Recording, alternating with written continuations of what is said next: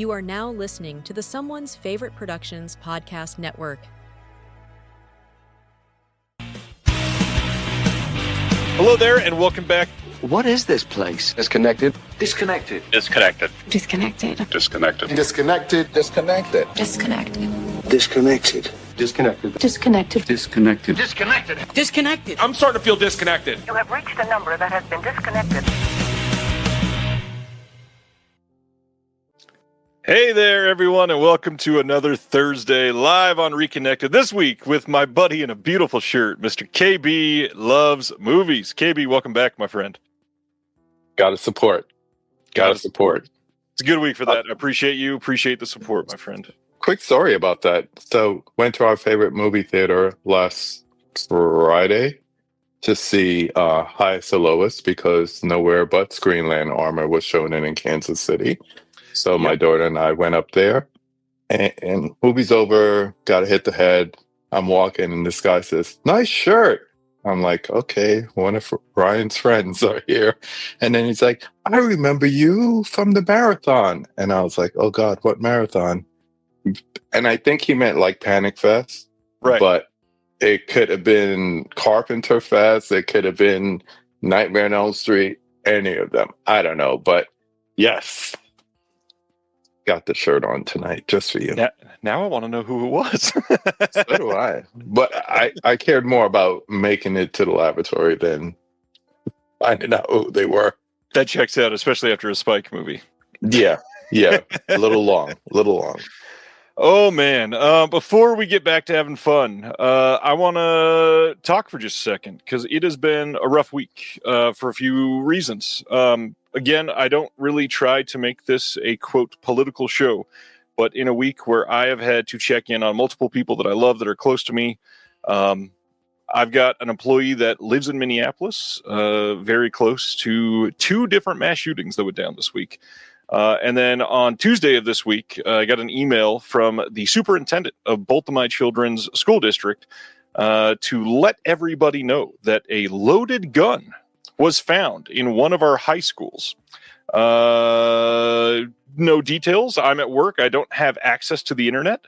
So I get home from work and I finally can see what happened because multiple people are talking about it online. And turns out somebody with a concealed carry license went to a music performance at the high school 6 weeks ago and lost a loaded weapon. And they let the police department know everywhere they went that day, not sure where they misplaced it. And the police department never notified our school district. Wow. This is awful that we are continuing to say the exact same things every single time. The answer here is that we are the nation with the most guns and the least restrictions on guns. And it is what is killing everybody in this country. It is embarrassing. If you believe that you have a right to bear arms with no restrictions, you should change that. If you'd like to talk about it, I'm totally fine discussing that with you after the show. Send me an email because I'm pissed and I'd love to find out how I can help you learn the other way. That's all I got to say. How you doing, KP? Numb. And it's really sad. Like we were speaking backstage, I'm to the point where it's like, I'm just waiting for the vicious cycle to come back around again, unfortunately. And it could be my age. It could be just being observant of everything going on. Yeah. I am not against guns. I'm not against gun owners. I am against the people who feel like it should be just out there willy-nilly. If I need a license for a car, I need a license to go hunting. I need a license to go fishing. Yeah, things need to be a little more restrictive. But yeah, besides that, still feel like I'm moving in, still got boxes around me. I just moved in, having company this weekend, and I really don't care what the place looks like. So there's that. One thing we don't get to talk about enough on this because we don't have enough people doing it. How's it feel when you have a pretty decent sized collection moving into a completely blank slate? How's it feel making those choices? I started putting stuff on the shelf and I said, I hate this. I hate the way it looks. And I want to take everything off and reassemble and move everything. And then my wife, shout out to her, gave me some grandiose ideas. She's like, why don't you put your DJ equipment over there? And then you could get some racks and hang like a couple of your favorite albums. So now I have vision. And I want to put like some acoustic covers. But the whole thing is, I have a lot of room down here. When you come over, you'll see. But I feel like I'm running out of room already. So yeah, it's not easy. Because you want to be able to show everything or see everything around you. And I'm getting there. You can see, Sir Hitches behind me as usual. And I have pretty much all my Scorsese, all my Hitchcock down there. So I'm getting there. So as you're talking about moving all those in, let's talk about recent pickups. What have you been picking up recently? Did we start with the obvious? Let's do it, because that would have made my week a little more epic. But I got actually a lot to show tonight. Okay. So we got Blaxploitation Classics Volume 2 to go with Volume 1. So I'm very happy to have these two. And before I get into the horror season, I'm definitely going to spend some time and get into these. These are near and dear to my heart because when I was a teenager, we used to go into Greenwich Village in New York City, and there were places that sold bootleg VHS tapes with all of these movies on them. So these hood classics have gone from VHS status to lovely Shout Select 4K status. So I'm looking forward to that, especially some of the ones on Volume 2 here. And unfortunately, Ryan can't show his because I have it right here. Which, by the way, a lot of people don't talk about this. Find you a friend that when there is a Target buy two, get one free sale, will buy other copies of these with you to save all kinds of money. That's the best way to take advantage of these sales. It really is, especially when it's over $100. That's true. It's like, Ryan, this is going to bring the price down to $123. He's like, well, okay. So, sign me up. Works for me. What else? It was recently my birthday, and some of my subscribers sent me movies, which I'm very thankful for. Shout out to you guys. So I got a copy of The Substance. I was holding off on this to 4K because it just has the featurette on it. Yeah. So I know somebody's going to release something. Because I know Farja has so much extra stuff that she recorded while filming it. So Second Sight, Arrow, somebody just do a good job. Please. I was waiting for a possibility of finding the Steelbook, but someone sent me my favorite movie of the year, so I'm happy about that. Incredible looking release. Yes. And, in time for November, I got a little Wicked action. I still got to see it. I got to watch it before the second one comes to theaters, because I actually get to go to theaters this time. I would wait until like right before, because it's set up just like the Broadway musical, which we've seen, where Act 1 is the first movie, so Act 2 for good will be the second movie. So the closer you see it to when you go to see Part 2, yep, the better experience can be. Someone else sent me a movie that I saw at Panic Fest a few years ago, Azrael, with one of my favorites, Samara Weaving. Love her. And this is going to be weird because this is a DVD, but this is something near and dear to my heart that's been on my wish list for the longest time. I got the DVD portion of A Personal Journey with Scorsese through American films. I've seen this. I've had a bootleg of this. I've never been able to find a brand new sealed copy of this. Half-price books have been on my wish list trying to find this, and the coffee book that goes along with it. But I really wanted this, and now I got a brand new sealed copy. And I will open it up and I will watch it, but it is mine. It's all mine, my precious. No kidding. I just got chills. You never told me you got that. That's incredible. I knew how bad you wanted that. That's amazing. Yeah. Also, I've been doing Whatnot auctions. So just picked up a couple of things. Like I finally got A Simple Plan with the slip. I was surprised. This, I don't know why this hasn't been in my library at my collection. So I finally got New York Ninja and a brand new copy of Lords of Flatbush. Oh, nice. So, yeah, Fonzie before Happy Days. That's the way I put it. But yeah, Sylvester Stallone, Perry King, Henry Winkler. If you know, you know. So that's really it. I haven't been picking up too much, with the move and everything, and trying to save a few pennies here and there. I have been trying. I've been trying to save as well, which over the last couple months I've not been showing a whole lot because I don't really have a whole lot. And I feel like in 1 week that changed, so I'm sorry in advance. This is more than normal, but I feel like there's enough things to give shout outs to that I wanted to do this. First off, shout out to Videodrome in Atlanta, Georgia. This is the best physical media store in Georgia. They sell the Physical Media Advocate. I've been talking to Matt for years. We've talked about when I come out there, not if, but when I make it out there, doing a video in Videodrome for their channel and helping them out with some stuff and doing some stuff for my channel. And I ordered the shirts because they started promoting on socials, ordered one of their logo pins. And then because Matt saw it was my name on the order, he was like, here, have a sticker, have another pin, have all of these postcards, have all of these stickers, have a handwritten note that says, we love you, Ryan, have a tote bag. And I didn't ask for any of this. I never do. This is insane. Genuinely, please go support locally owned home video stores like this that are still I personally, and everybody in this chat can attest, that I love purchasing direct from boutiques. That being said, retailers deserve a lot of that too. They are curating curating people's collections in their community. They're throwing on events. Like half of these postcards are about local events in Atlanta.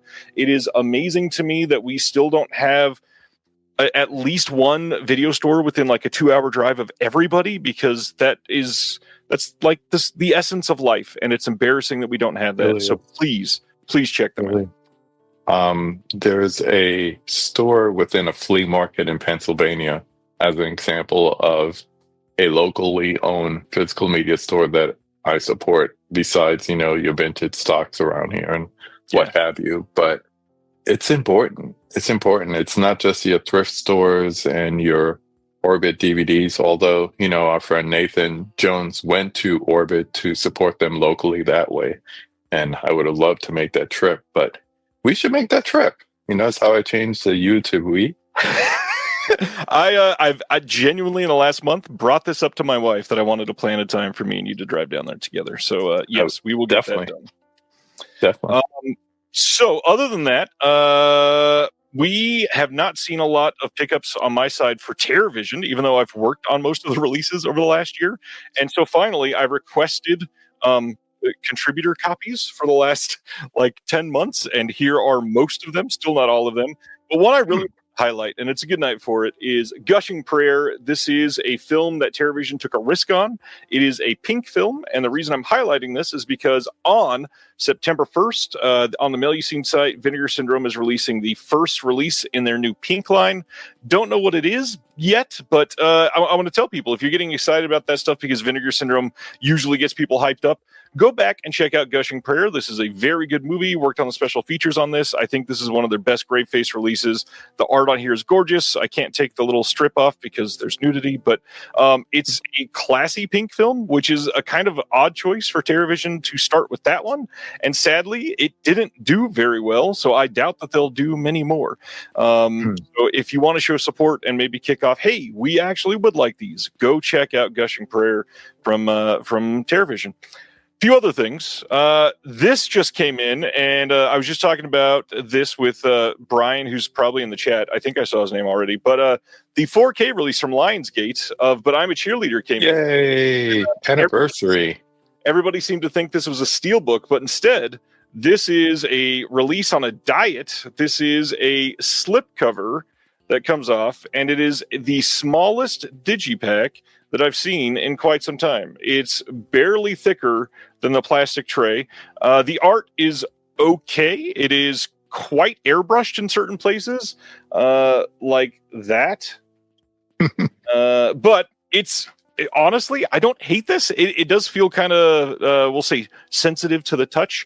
That being said, this is one of the most safe or space-saving releases that I will have immediately, which I love. Slim case.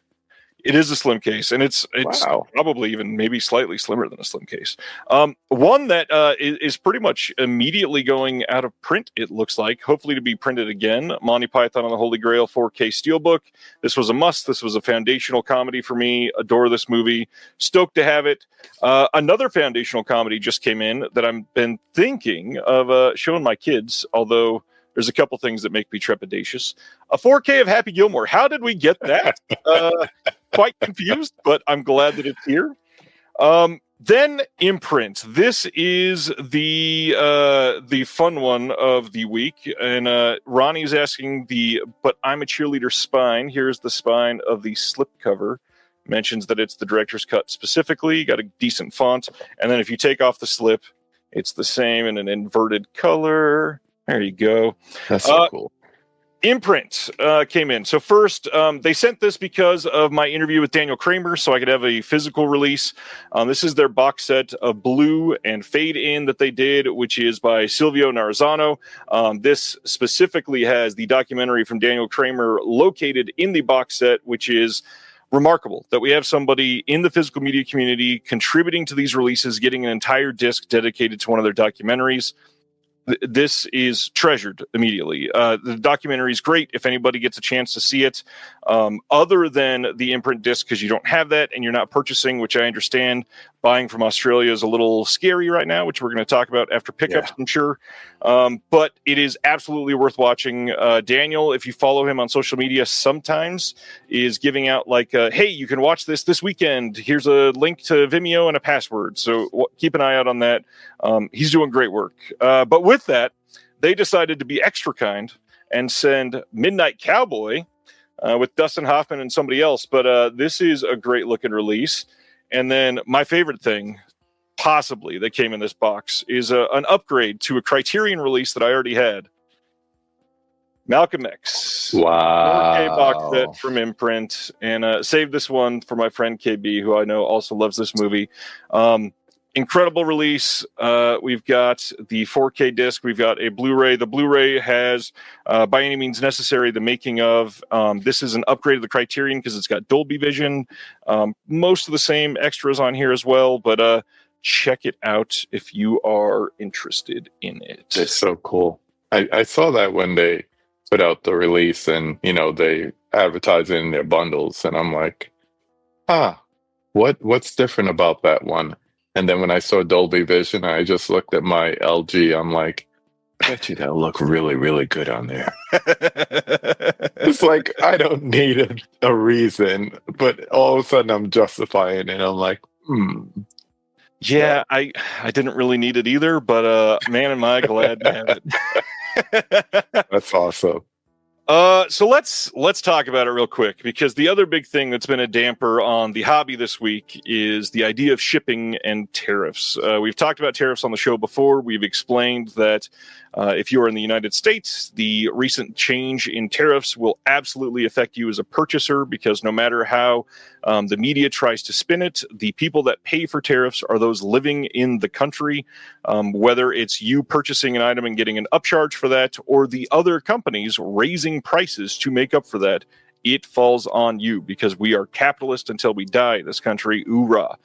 Now, as far as the tariffs go, the reason this is affecting boutique physical media right now is because there was an exception in place called de minimis, which was limiting it to $800 orders or below that was not subject to any of these tariffs. And they're letting that expire at the end of this month, or actually tomorrow. And so what that means is, because they didn't have a process in place to collect all these things for every single purchase, because most purchases that come in are under $800, all shippers basically across the world, they said, well, we're not shipping to the US. And let's be honest, American companies are great. I love Vinegar Syndrome, love Severin, love Shout Factory, love TerraVision, love all these people, support them. Will be a diehard Deaf Crocodile fan till I die. However, there's a lot of releases that literally cannot come out from the United States because of rights. And based on that, there are lots of things that I feel compelled to import. So it will impact me.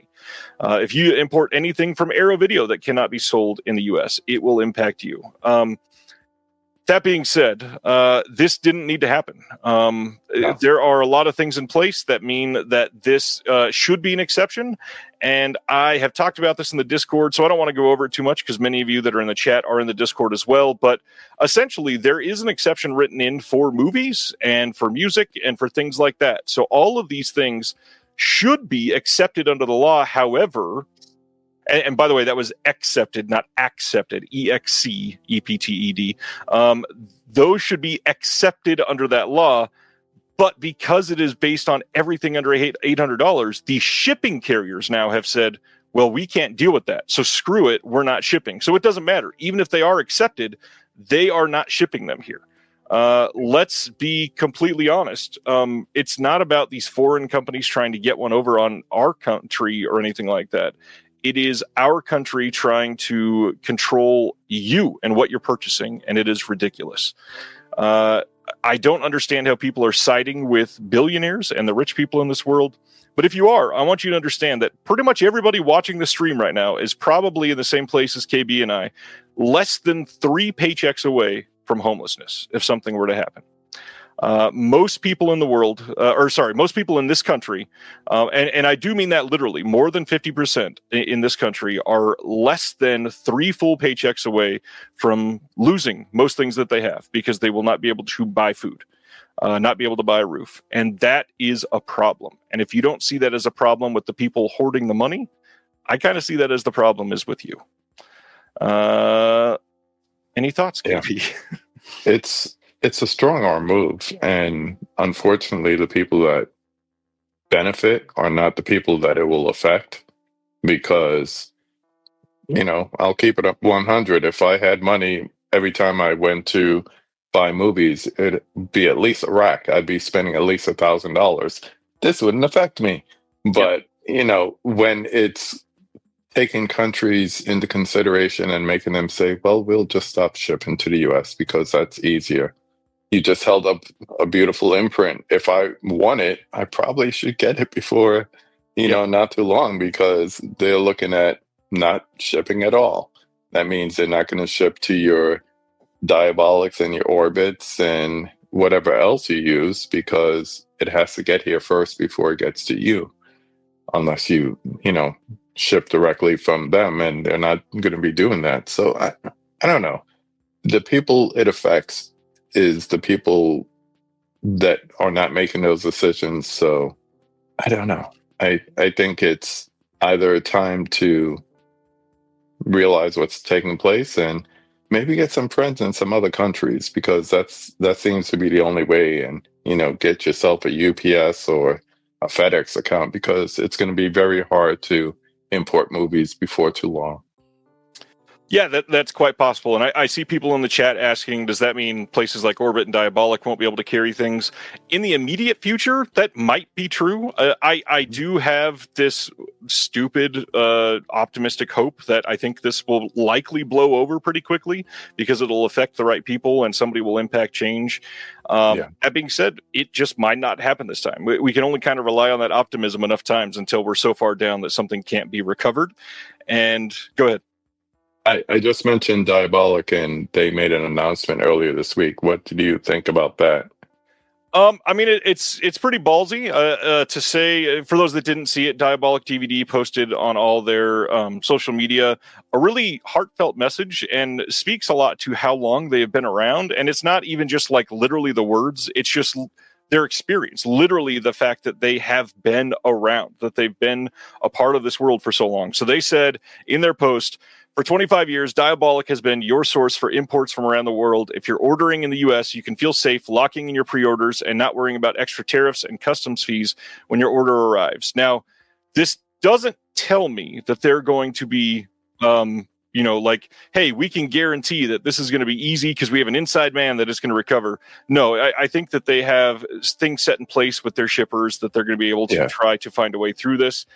I do think most of the retailers are going to be able to do that. They're ordering in bulk where it makes sense. Most of us, like you said, we're not paying $1,000 for an order to come in from the UK. So most of them, they have enough money to swing around to make it worthwhile.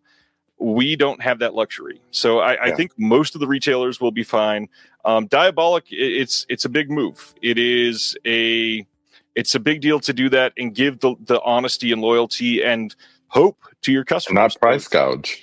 No, because not at all. It's an opportunity. If you're a business, it's an opportunity to say, well, I'm going to pass on the cost to you, even if I'm not really incurring the fees to begin with. And, I don't take it from any company that would do that. It's possible, but it's going to, you said before you like to buy direct from people. It's going to make it harder to buy direct as an individual from an imprint, from an umbrella or indicator, because now we have to go through that third party. We have to go through those importers like Diabolic, who's saying, well, we're ordering over $800 at a time as far as things coming in, so we're not going to hit you with those fees. They're also not saying the amount of time. The pre-order is now for August, September, or, is this going to work in February 26th? It's true. And there's a lot of people controlling the money here, so we just don't know the outcome yet. It's going to take some time to figure all this out, sadly. Yeah. Oh man. So that's that. Let's get past this completely. Time for group buys. Let's go to the exciting thing behind all this. I don't know about all of you in the chat, but for me, I support physical media because I love movies. That is literally my point. It is in KB's name. Literally looking at the screen. We both love movies, and that means to keep this going, to make this important, we got to watch stuff and analyze it and have it affect our lives. So KB, what have you been watching? I have been watching a lot of what's behind me. Besides going to the movies when I can, like I just mentioned, went to see Highest to Lowest. But my friend was here for my birthday, and he's also a physical media collector, but he's not in the community like us. He is, Ballerina's coming out. Let me pre-order it and have the steelbook on day one kind of guy. But he's not like keeping up with dates and stuff. Like literally, he hit me up and was like, Terrifier 3, should I get this? I'm like, yeah. And he's like, I want all of them on 4K. And he found the Umbrella Terrifier. Nice. So he's not like we are. So he was here and he was just like, you ever seen Longlegs? I said, nope. We watched Longlegs. We watched, I got Cobra from the Arrow sale at Barnes & Noble. Excellent choice. So that was our double feature. And then we went to see Weapons the next day. So to go from Longlegs to Weapons, that's a great double feature if you don't know, folks. So that's a 2024 and 2025 hit list right there. That's great. Yeah. So I've been going back, some Marvel stuff. I watch Guardians. Purple Rain is always in rotation because I'm a big Prince fan. Watched that last night. So I've just been trying to enjoy the collection a little bit more, but still hitting the cinemas when I can. As Ryan knows, I was supposed to be at Sign of the Times tonight and possibly my friend Bruce, but I'll go to Sign of the Times tomorrow. And me and Bruce will just have to stay on the 4K for now. Yeah. I was just talking about Purple Rain because just like you, I'm getting ready for Sign of the Times this weekend. I'm taking my mom, who's in the chat tonight. Shout out, Mom. Nice. Hi, Mom. My mom and I going to AMC in Leawood, Kansas at their corporate location this Saturday night, and stoked on that. We were talking about this before the stream, but literally this weekend it was really difficult because they're showing a really beautiful looking rep screening of Jaws and then Sign of the Times, and I had to weigh there's so many new movies, I can only choose one of these rep screenings, and Jaws is going to play every single year. So yeah. I went and chose in IMAX. You don't know every year in IMAX. I mean, that's kind of the big thing right now, so maybe. But looking at those, Sign of the Times is likely never going to play in the Kansas City metro area on the big screen ever again. I was going to grab it. I have probably something that most people in the United States don't have. I have a DVD copy of Sign of the Times. Nice. It was not released. Warner Brothers did not release it here. They release it in the UK, and then they release it in Canada. So I have a Canada. Region A, or is that Region 1? DVD, Region 1, Sign of the Times, but it's not for the United States, just for Canada. And I play that thing like it just came out yesterday. I love that movie. Very nice. It's up there. It's number 2 to Stop Making Sense. Yeah. A24 sending me. So Stop Making Sense, literally the best concert film of all time. And if like you doubt Indeed. that, go watch it again. go watch it again. If you don't think it's the best, you didn't watch it enough times. Go watch it again. So this last week has been pretty great for watches, I got to be honest. One I will shout out is we had the Patreon watch along this weekend, and talking about music, we watched Christian Slater's Pump Up the Volume all together in the Discord. Great. That movie is damn near perfect. He is so incredible in that role. For anybody that's never seen it, it's out there on Warner Archive Blu-ray, and it looks great. It's a great Blu-ray. It is currently on the Criterion channel. And it's part of this, like, I think it's 90 soundtrack movies, which incredible playlist. If you just want to sit there and go through all of those. But yeah, Pump Up the Volume is just immense. If you've never seen it, it's a really great, and if you love Christian Slater, really great double feature with Heathers, just to look at like the anarchy of everything. But man, watching that as a group with a lot of people that have never seen it before, it's so fun. So fun. It's a great soundtrack too. I mean, when I was in college, I used to rock that soundtrack all the time. Yeah. And you go from like indie, pop, rock, alt to like West Coast hip hop. It's great. It really is. I was about to comment this. Dustin said, I was confused at what Sign of the Times was. He thought it was odd that I was so excited to see a Harry Styles concert film. For the record, I adore the Sign of the Times music video. That is one of the best music videos of the last decade, and I will stand by that until I die. It is incredible. Harry Styles was cool. I like him. What's going on, Dell? Brother Dell in the house, another Prince fan right there. Are you going to see Sign of the Times, Dell? Please tell me you are. So other than Pump Up the Volume, a really kind of interesting week. So at the theater this last weekend, went and saw Honey Don't, which a lot of people saw and is probably one of the most divisive films of the year so far. I've seen people only hate it or only think that it was an incredible throwback. I'm a little in the middle. I'm leaning more towards incredible throwback. I don't understand how many people did not understand it was a comedy. It's literally like Charlie Day playing up as the disgruntled police chief in 1940 films. It is so blatantly a comedy. They're playing everything up. It's camp. It's beautiful, beautiful camp. Love Honey Don't. Everybody should see it, even though a lot of you will hate it. Other than that, also saw Relay, which my surprise film of the year now. This is the Riz Ahmed film that he is playing an individual that helps whistleblowers that are looking to return items that they've made safe, and they use the deaf relay system to communicate because none of that can be saved per the local laws.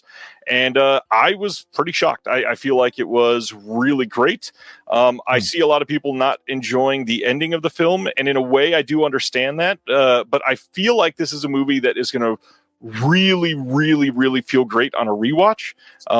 Riz Ahmed is somebody that pretty much always makes amazing choices in the films that he's in, and I feel like this is going to be an undersung underground hit because it's pretty stupendous.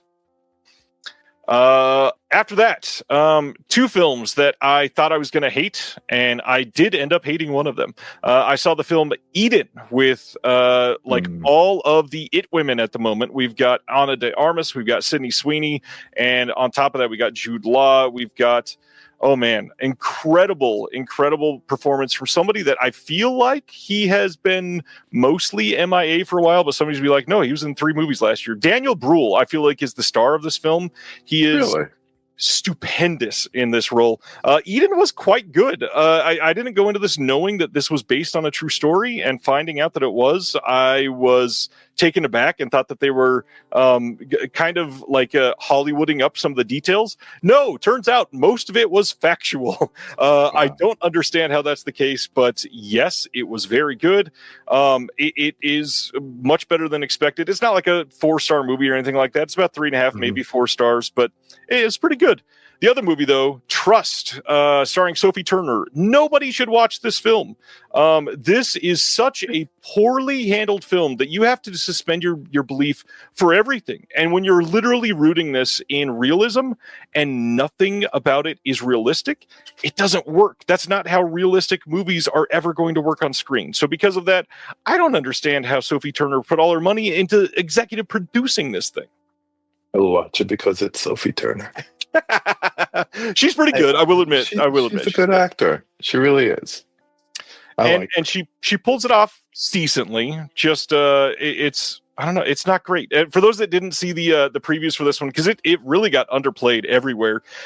Trust is literally about a Hollywood star that grew up as a child star, and a bunch of her not necessarily nudes, but like private photos got leaked online, and so all of these paparazzi are suddenly starting to swarm her house, and she feels like her privacy is invaded. And following that, she says, I'm just going to get away. She goes and rents an Airbnb. She goes to stay up there, and through a couple things happening, she gets locked in a bathroom in an Airbnb with a couple people trying to get at her from the other side of the door, and it turns into like this weird, I don't even want to call it like a crime caper, because it's not. It's more just like a comedy of errors. Like getting stuck on an elevator? Kind of. Huh. But sounds like streaming material. It very much is. But I will say, this is the first movie in years that I literally, and this is not played up for laughs or anything, in the screening, I had an actual face palm hit my forehead so hard my wife goes, "What's wrong?" moment, because it was such a dumb thing to happen in the movie. I don't understand. Go check out Trust if that's what you're into, if you're a little bit nihilistic and wondering how it feels to be subjected to it. It's probably out of the theater already. Oh yeah, I don't even think it played a full week, which is hilarious. Carrie Mulligan says here, I've seen all those films, and Trust is definitely a train wreck of subplots and tones. The tones are the funniest thing, because they're played it really serious, and then they show suddenly these three criminals, and they're like, "Come on, man, let's go!" And it's like, that's not real people. Sounds like multiple writers. Yeah, that I would not be surprised. All right, we are into the next segment. Anything else before announcements tonight? Anything that I'm forgetting that was a big deal this week? It's been a busy week. It's been a week. That's the best way to put it. It's been a week. Now let's get in some announcements. Let's do it, because there's still a lot. There's still a lot to cover this week, and the first one is kind of huge. And we got multiple releases of this. Yes, this first picture is screwed up, but we'll look at the right one in just a minute. Oh, Gary saying he went to the Severn pop-up last week, so we're going to be talking about that thing for sure. All right, so pre-orders of the next Hammer 4K box set out of the UK are now live. This is coming on October 13th, and this is the first of like the big Hammer titles that they've released. I would argue that Quatermass and Quatermass 2 are up there, but that's only because I love those movies. I know that for a lot of people, those are still very low on the Hammer totem pole, I guess. The next thing that is a big deal here is that we have dueling releases. So if you're not in the UK and you don't want to import this, we're going to talk about that in just a second. This is The Curse of Frankenstein from 1957. This is directed by Terence Fisher, starring the two main men, Peter Cushing, Christopher Lee. This is one of Hammer's greats. This is one that people wanted for a long time. They started teasing this, and people went crazy. This is a 6-disc release. I repeat, 6-disc release of The Curse of Frankenstein. As we look at this release, keep in mind all of the details on this, because it is a beautiful looking release. More to come on the details. However, we've got the film on 4K. We've got the film on Blu-ray. All of these things about these two releases are going to be identical, except for the Hammer release over in the UK has a very specific special disc in here. That covers, where does it start here? Mr. Cushing, Mr. Lee, a Hammer exclusive, a behind-the-scenes recording made during the narration sessions for Flesh and Blood. And what is Flesh and Blood? Flesh and Blood is Ted Newsom's fascinating feature-length documentary. That is not going to be on the dueling release that we're about to be talking about in just a moment. Everything else is. So this is the giant Hammer release. This has some printed material that aren't going to be on the other release. But what is that other release? It is this beautiful looking Warner Archive 4K release. And this is going to be coming as I think it's 4-disc release. It might be 5. I don't remember. So It's 3-disc release. So 2 4Ks and a Blu-ray with all the special features. So this has all of the bonus features that are on the Hammer. And so all of these things, we're talking commentaries, we're talking different versions of the film, we're talking lots of featurettes from way back in the day from the Hammer archives. There is so much here that it is too much to cover. So we're not going to go through it. That being said, Warner Archive, if you are in the US, the retail price for this is $35, which means on release, you're going to be able to get it for like $30. And this thing is the width of a regular Blu-ray case and is not a giant box. So you don't need to go out there and spend $80 on the Hammer release unless you're collecting all of them. I understand the temptation there. That being said, these are beautiful looking releases and you're going to be happy with either one, I promise. And they work together on it. Yeah. Yeah. That UK release, though, that's sexy. You could take like almost a week and just go through it. This is a movie for me. I've spoken about it before. There was this show we used to watch on Saturday nights at midnight called Fright Night, and it would show all these old movies, and all the Christopher Lee movies and the Vincent Price movies were so big, and this was like a big deal when this came on. Like next day, people were talking about it like it was a brand new movie. So I never even thought we would get any kind of like HD level release of this. So for this, and what is this? Is this Warner Archive's second 4K after Searchers? This is their 4th 4K. Oh, wow. Okay. So they did The Searchers. They did the Michael Caine film that's about to release next week. Good God, why am I blanking on it? Get Carter. And then they did the one from the 50s that just premiered on Blu-ray and 4K at the same time, but I'm not remembering that people had to mail in to get a slipcover for it. Everybody in the chat, you'll tell me in just a second. I can't remember that one, but this will be the 4th one actually released. Yeah, I didn't realize Get Carter was one archive release. That's a good movie too. But yeah, this is one that would tempt me to get the Hammer release, and it would be one of my first. So nice. But you know, like you said, for $30 for a 3-disc, that's actually really good. High Society. High Society is the second 4K from Warner Archive. Yeah. Okay. Nice. All right, so that is everything for Curse of Frankenstein. It's a lot. They're coming out within a week of each other. Mostly the same features. That's pretty much all you need to know. If you are Region B friendly, all of the Hammer discs are going to be Region B locked, except for the 4Ks. There was a lot of people putting up the rumor that the UHDs would be region locked. They are not. Hammer is not stupid. UHDs are supposed to be region free. They will be region free. You can count on that, and they have promised it. That's it. We go to the rest of them because this was a hell of a way to start the week.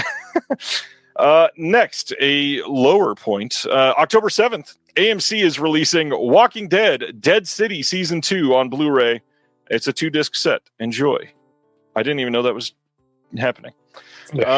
We got some release details. Kino Lorber releasing The Cat and the Canary from 1927 on 4K and Blu-ray also on October 28th. This was just fairly recently released on Blu-ray for the first time by Eureka.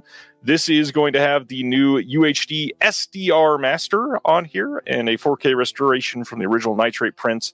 On top of what was on the discs prior, there are 2 new audio commentaries on this. One from David Del Valle and Randy Haderkamp, and then one from Anthony Slide. And this is probably going to look fantastic. Yeah. We're going from OCN to what? ONPs now? I love that.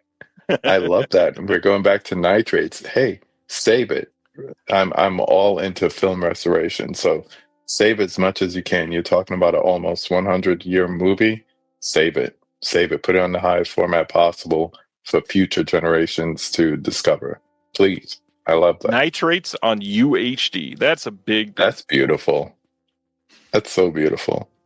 After Cat and the Canary, TerrorVision last week, we had a live stream that had a lot of interruptions because of Brad's terrible internet. But we had to announce Death Nerve Video, which is a brand new sublabel from TerrorVision that is going to be focusing on giallo, neo-giallo, and giallo adjacent and influenced films in the catalog.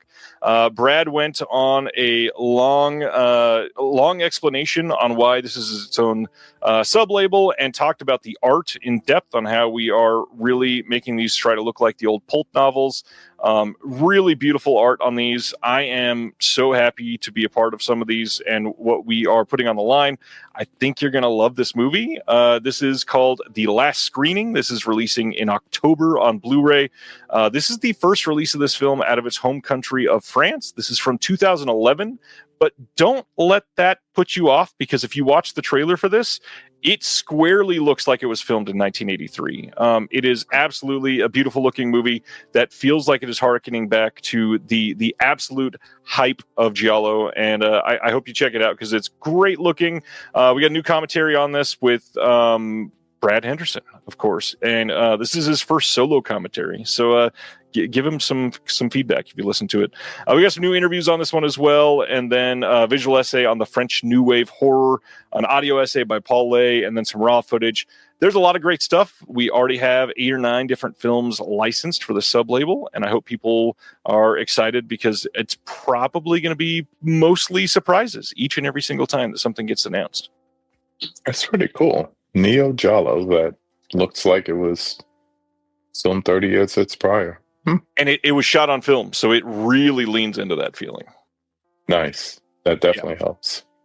About TerrorVision, tomorrow is the 4th week in the 13 weeks of Halloween. Somehow this train is still moving. Wanted to let everybody know, because I don't think Brad has hinted at this everywhere. There is no live stream tomorrow. We're just going to be quietly dropping some stuff on the website. So keep an eye out for that. I'm not even sure what time it's going up, but I am excited for it. The hint that he has given is that it is a splatter comedy from 2015. And it's a good movie. I worked on it with some friends, and I hope you check it out because it's one that I think a lot of people are going to be excited when they finally give it a watch.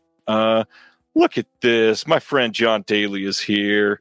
John, you're the best. And yeah, it does look 0% 2011. Thank you. Next up is 101 Films putting out Halloween from this year on Blu-ray on October 13th over in the UK. This has a commentary with the director of making a featurette, some deleted scenes. And I had never heard of this one, but I got to be honest, I love a lot of like Halloween set movies. I wouldn't mind checking this out. I'll probably just stream it. I probably wouldn't buy it, yeah. But I wouldn't mind seeing it. For a minute, I thought it was like some Crow ripoff, but I'd definitely check it out. I got many comments that said that, and most people didn't say Billy the Puppet. Most people said, "Is that a fake Jigsaw?" Yeah. So Severin, as we just mentioned from our friend Gary Richardson in the chat, Severin had their Super Shock pop-up film festival in LA this last weekend, where they revealed some trailers from some upcoming titles. They even played some of the upcoming titles. And one that they played is this first film. Now, the hard part is we don't know release dates for any of these. They could be before the end of the year. They could be in 2 years. Stuff that they played during last year's festival still hasn't released yet. They're still working on them. So we're not exactly sure when all these are coming out, but we're gonna try to highlight the more important ones of these and blaze through a couple that we don't have any real details on. So we'll talk about those later. But first, the Hunters of the Golden Cobra. This is from 1982, and this says, an American soldier and a British intelligence agent try to track down an ancient relic called the Golden Cobra, rumored to have supernatural powers. A lot of people that were there live said it was pretty fun. I don't know anything about it because I've never seen this one. Me either. That's what I thought.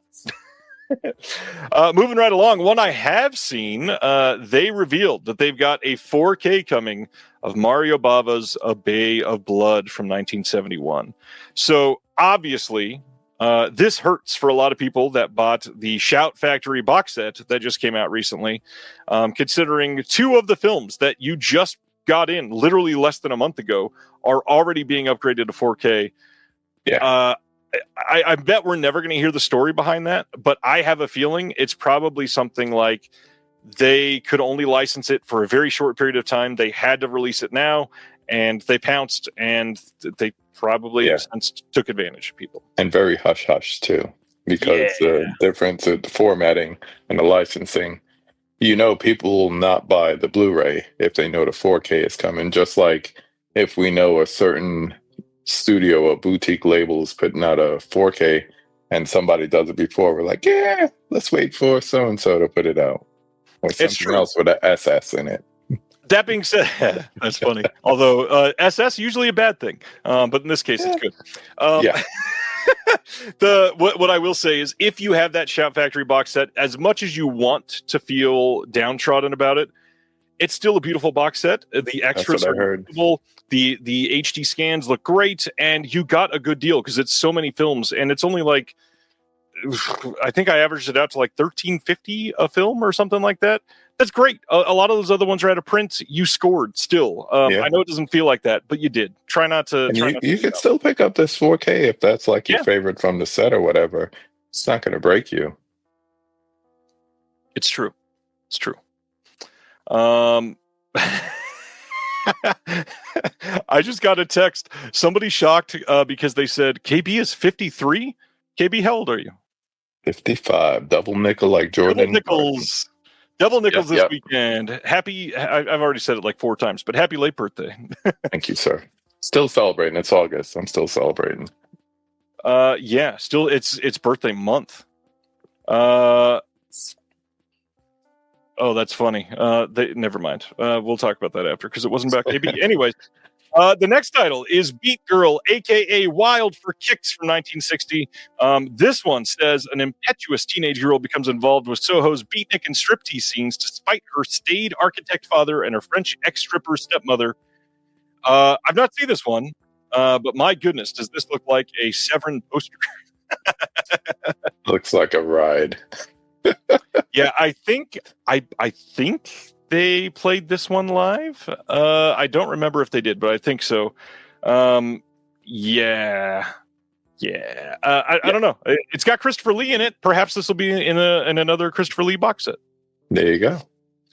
And now one of the bigger stories coming out this last weekend. They announced that they are doing a Blu-ray of The Crippled Masters from 1979. Now, you may have seen that this was just released on Blu-ray last year by Film Masters here in the U.S. as well.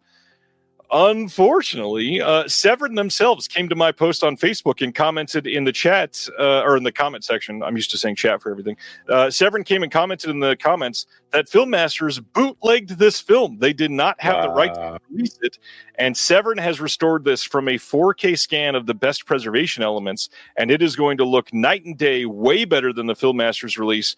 So if you bought the release from Film Masters, like I did, don't feel bad that this is getting released. This is going to be a legal release. You didn't do anything wrong by buying it, and it will be an upgrade if you purchase this one. Absolutely. If you bought it and it doesn't exist in any other form of physical media, like some movies we'll talk about later tonight, don't feel bad. Feel bad if you don't buy the actual version after it comes out. Yep. I love that people are pointing out the foreign name on the top. Oh man! All right, so that's not even it for it. It's the poster that made it that way, but I remember all these Bruce Lee movies, all these fake Bruce Lee movies after he was dead. Yes, indeed. Next one is Adam and Eve. This one is from 1983, also coming soon from Severin.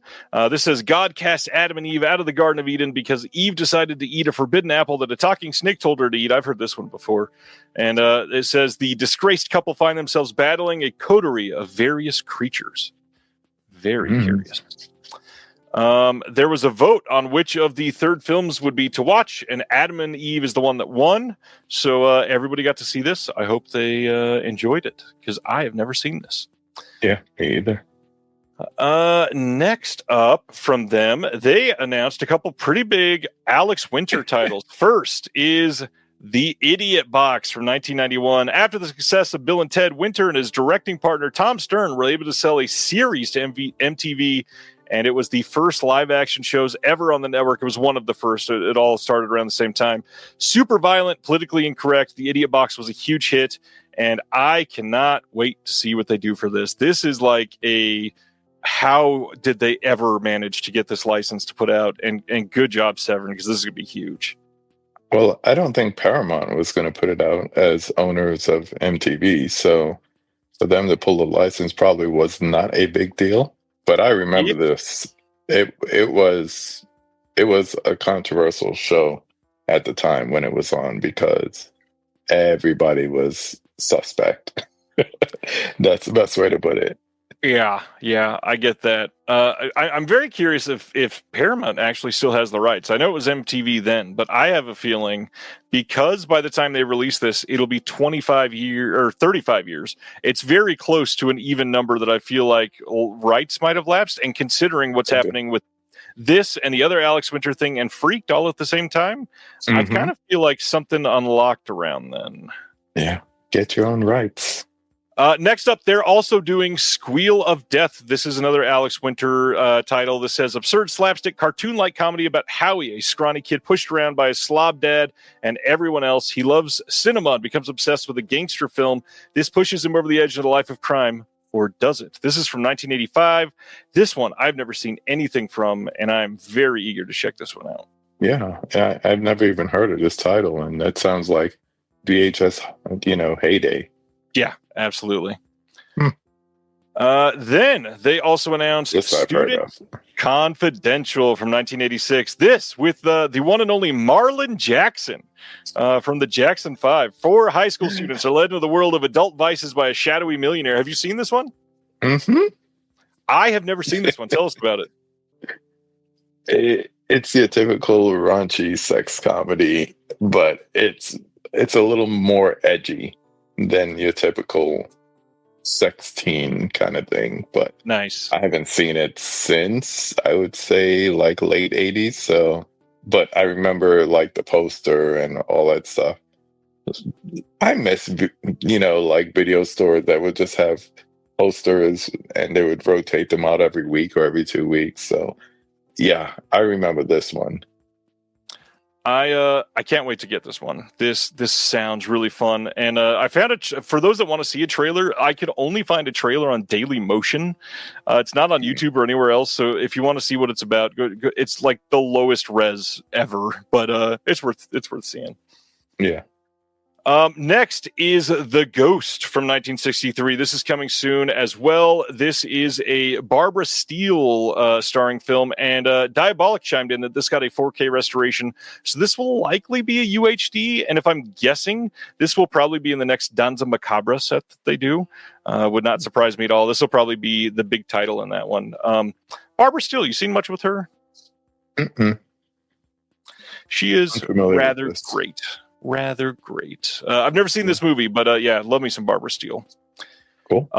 Next is The Hands of Orlok from 1960, also getting a release from them soon. This is another Christopher Lee film. Would not be surprised if this was in that box set with the other film that we were just talking about for another Christopher Lee set. This is the same premise for like a handful of movies that you've seen before. Somebody has an accident and they have to get like a transplant. And when they get these other body parts attached to them, suddenly it's the other person's hands. Woo! Killer hands. Yeah, very curious to check this out. I want to see how they did this in 1960. One of the more exciting announcements, because this sounds freaking huge. They are doing a Classificata S box set.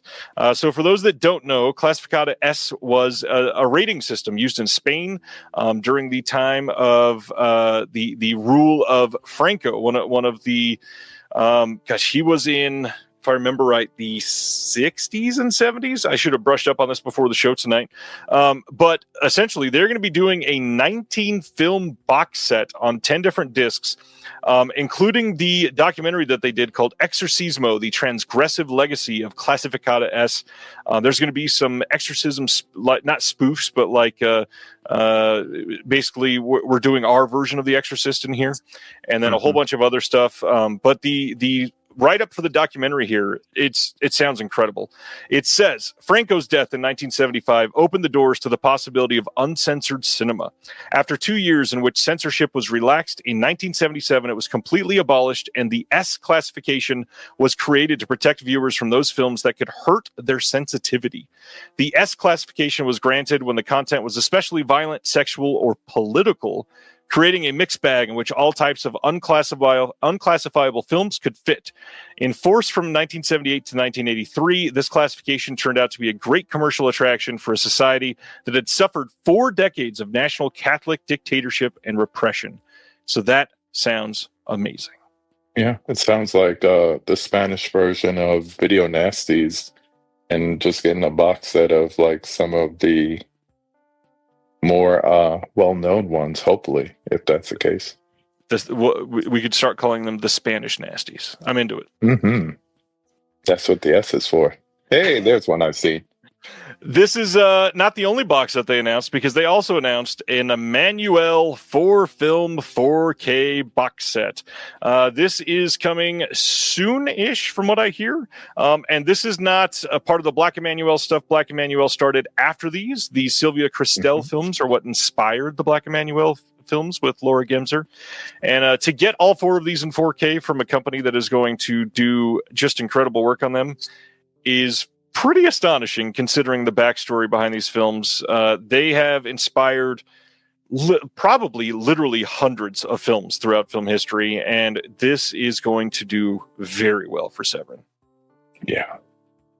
I went from seeing like posters for it walking through like Times Square as a kid to, oh, wait a minute. They don't care what I rent now at this video store. Let me go over to this section. And yeah, I've definitely seen, I don't remember any of them, but I've definitely seen the majority of them. So just like with Black Emmanuel, it would be nice to revisit and check out. Yep, can't wait. And to be able to see it in 4K, ooh, man. There's a TV Emmanuel series. Nice. Didn't know that. Dell, I spent way too many teenage nights watching Emmanuel. Tell him about it, brother Dell. Tell him about it. Oh, man, that is great. Okay, so that was it. We'll talk about Life of Chuck in just a second, but huge Super Shock pop-up film festival for Severin. Lots of crazy things coming. Glad they're doing these. For those that have not ever looked into Severin a whole lot, if you have questions, let me know. Here to talk about it. They're great. They're great at what they do. Life of Chuck, getting a 4K Blu-ray and DVD over in the UK from Studio Canal, coming soon. We don't have a date on this one yet, but there is some on-set interviews with Chiwetel Ejiofor and Mark Hamill and Tom Hiddleston. There's a making of, and then, of course, they had to get Mike Flanagan down for a commentary. Did you get to see this one yet? I think I saw it with you. Was it the same day? It was the same day. I've seen way too many movies this year. I couldn't remember if it was that day. Yes, it was. I love this movie. This is still my number 2 film of this year. So did I. It's, and especially, I think in the States, it's getting an October release as well.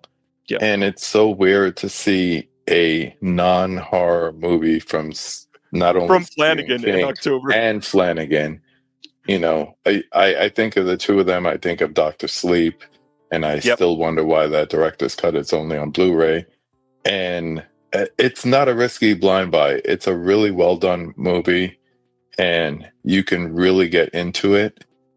I don't know. I just really enjoyed it. I didn't expect anything besides, you know, in Flanagan we trust, and I wasn't disappointed at all. I thought it was a beautiful movie. Yeah. I agree.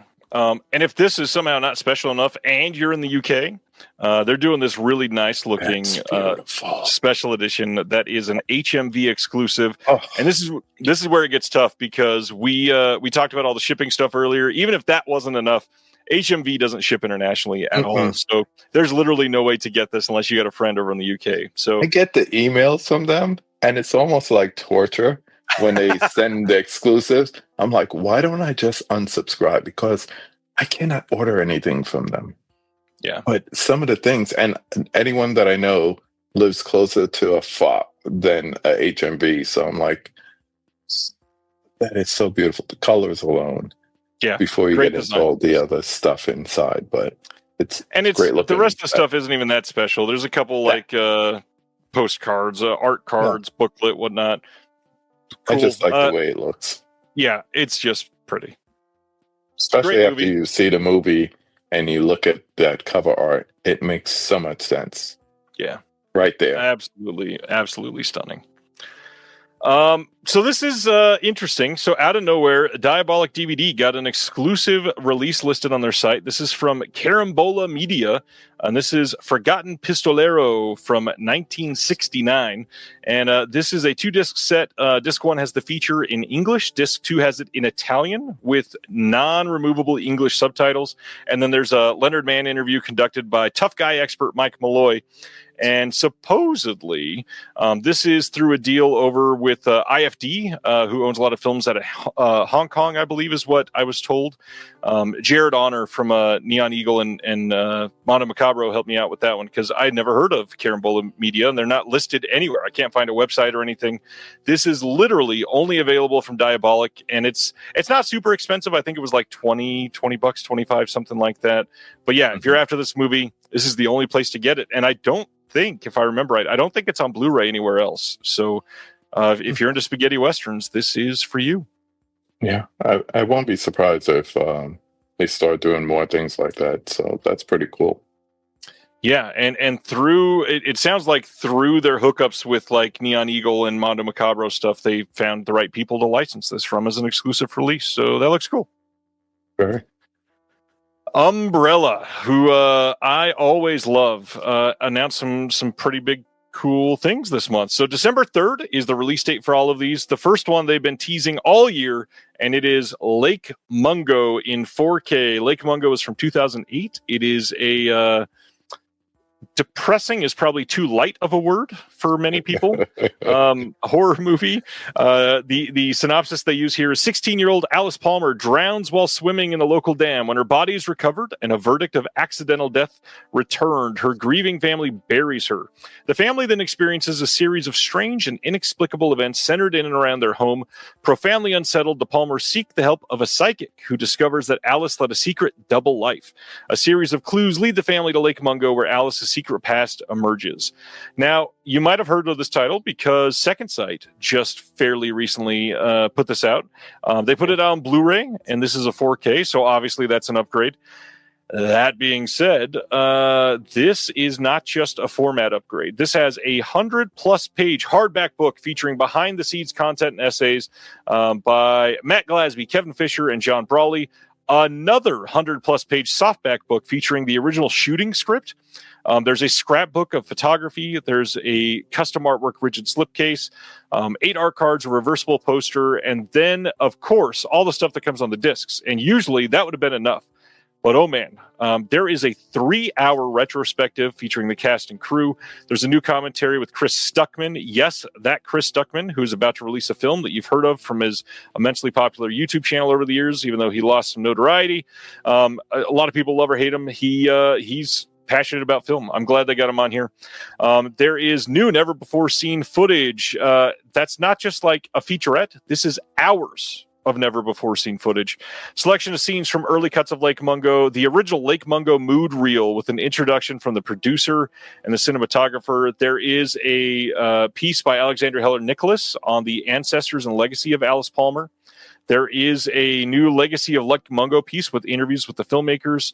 The filmmakers being Justin Kurzel, Mike Flanagan, Eduardo Sanchez, David Ismalchin, and more. Huge names to get on this disc. And that's not even it. Like, they've got a whole bunch of other stuff. This is crazy. And on top of all that, it's authored by Fidelity Emotion, so it's going to look great. Lake Mungo. Have you seen this one, KB? Creepy AF. That's all I got to say. And I never picked up the Second Sight release, but I heard it's really good. The one question I have about this, is this separate from the documentary? I think it's like Beyond Lake Mungo or something like that, that's coming out. Or is that included on here? I believe that is a completely different one, if I remember right. Okay. Yeah, because the word documentary isn't even on here. Yeah. So there is something separate coming out that is going to be a documentary. I don't know how it relates to this. I just saw it in passing. But I don't know. This looks like a different foray for Umbrella, and I'm definitely excited about this, and I'm thinking about picking it up if I don't go crazy on Black Friday. Yeah, this is pretty cool.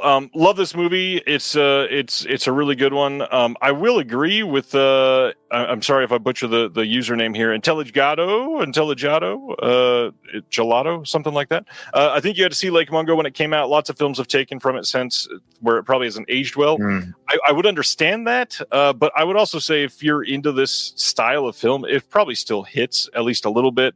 Yeah. But truly, I think a lot of people since 2008 have been turned away from this style. Paul says it could be the 3-hour retrospective on the disc. Maybe. It does say Lake Mungo Revisited. I'm not sure. Yeah. I'll look into it more. Next up, another one that has been teased for a while, Angel's Egg from 1985. This is the anime film that a lot of people have been desperately wanting for a while. This is only available from Umbrella if you want the collector's edition. And with that, you get a 48-page booklet of behind-the-scenes material and new essays.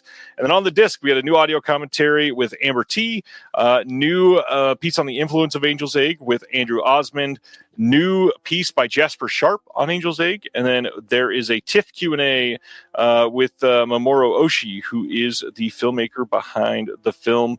I've never seen this. I've heard it's great. Deaf Crocodile was trying to go after this film, and G-Kids ended up with it. So considering they went after it, it's probably incredible. Never heard of it. It's supposedly all right, Mandible. Next up, as part of the Umbrella slate, which is massive, December 3rd, a Blu-ray of Quest for Fire from 1981.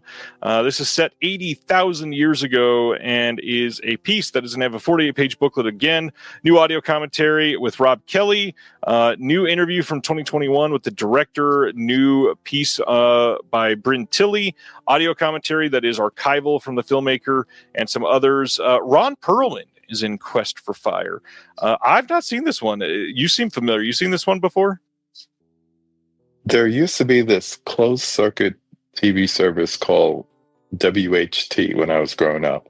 And all the kids wanted it because, yeah, you could see sports and boxing and all that stuff, but you could see rated R movies.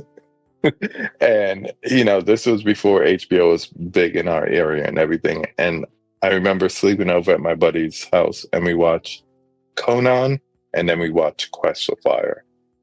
And I thought it would be like really like titillating and all that. I fell asleep.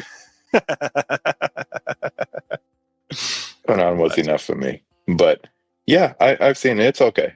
It's nice to see something from that time period being released, especially getting this kind of royal treatment. But yeah, I don't know. I would have to revisit it, and I don't know if I'll revisit it in a physical standpoint. If I could stream it somewhere, I probably would before I make that call. But it's nice to see these getting released.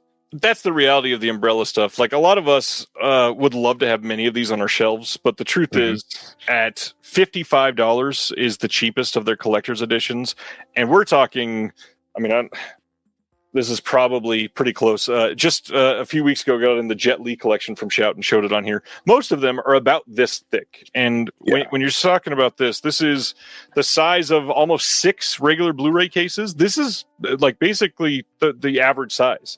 And once you get 10 films, that's like a shelf and a half right there for many of us. That's a lot. And so it's an investment. Well, and literally at almost $60 a piece, it is a huge monetary investment for a blind buy for a lot of people. So I understand wanting to see many of these first. And that's why I would say I wouldn't really spring for many of these collector's editions unless it's a movie that you know and love.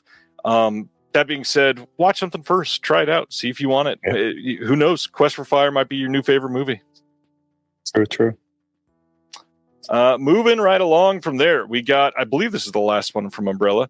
We've got G.I. Samurai, aka Time Slip from 1979, also coming in Blu-ray. This is a Sonny Chiba film. Has a 48-page booklet with essays by Patrick Macias, Jonathan Clements, new audio commentary by Patrick Macias as well. There's a conversation on here with the screenwriter Toshio Kamada, some archival interviews. I've not seen this one, but I've heard that it's pretty good, and it does sound like the storyline of A Connecticut Yankee in King Arthur's Court, which for some reason I always love that story. It's just man at a place. It makes for some funny stuff happening. I've seen a lot of Sonny Chiba films. This is not one of them. I love this cover. This looks like a money grab, if anything. Samurais and tanks in the background. What a combination. Amazing. That wasn't everything from Umbrella, because I totally forgot about Bambi the Reckoning from this year, the next in their Nightmare Kids film releases. This is a ruined childhood 16-page kids book included with this, with some custom illustrations, some art cards, reversible poster, new audio commentary by Dan Allen and the cinematographer Vince Knight. There's a new Behind the Madness featurette, new on-set featurette, new deleted scenes featurette, and a new trailer. These are all new because the film literally just released. Bambi the Reckoning, did you give time for this in the theater? Oh, God, no. I all of them, not even the Pooh movies, I have like zero interest in it. If I'm somewhere and somebody puts it on, maybe, but I got things on wrap. I don't have time for these movies. Somebody has to tell me it's really good, and I could halfway believe them and try it, but no. So, unfortunately, I did put time into this in the theater and did go see this in an AMC in Olathe, Kansas.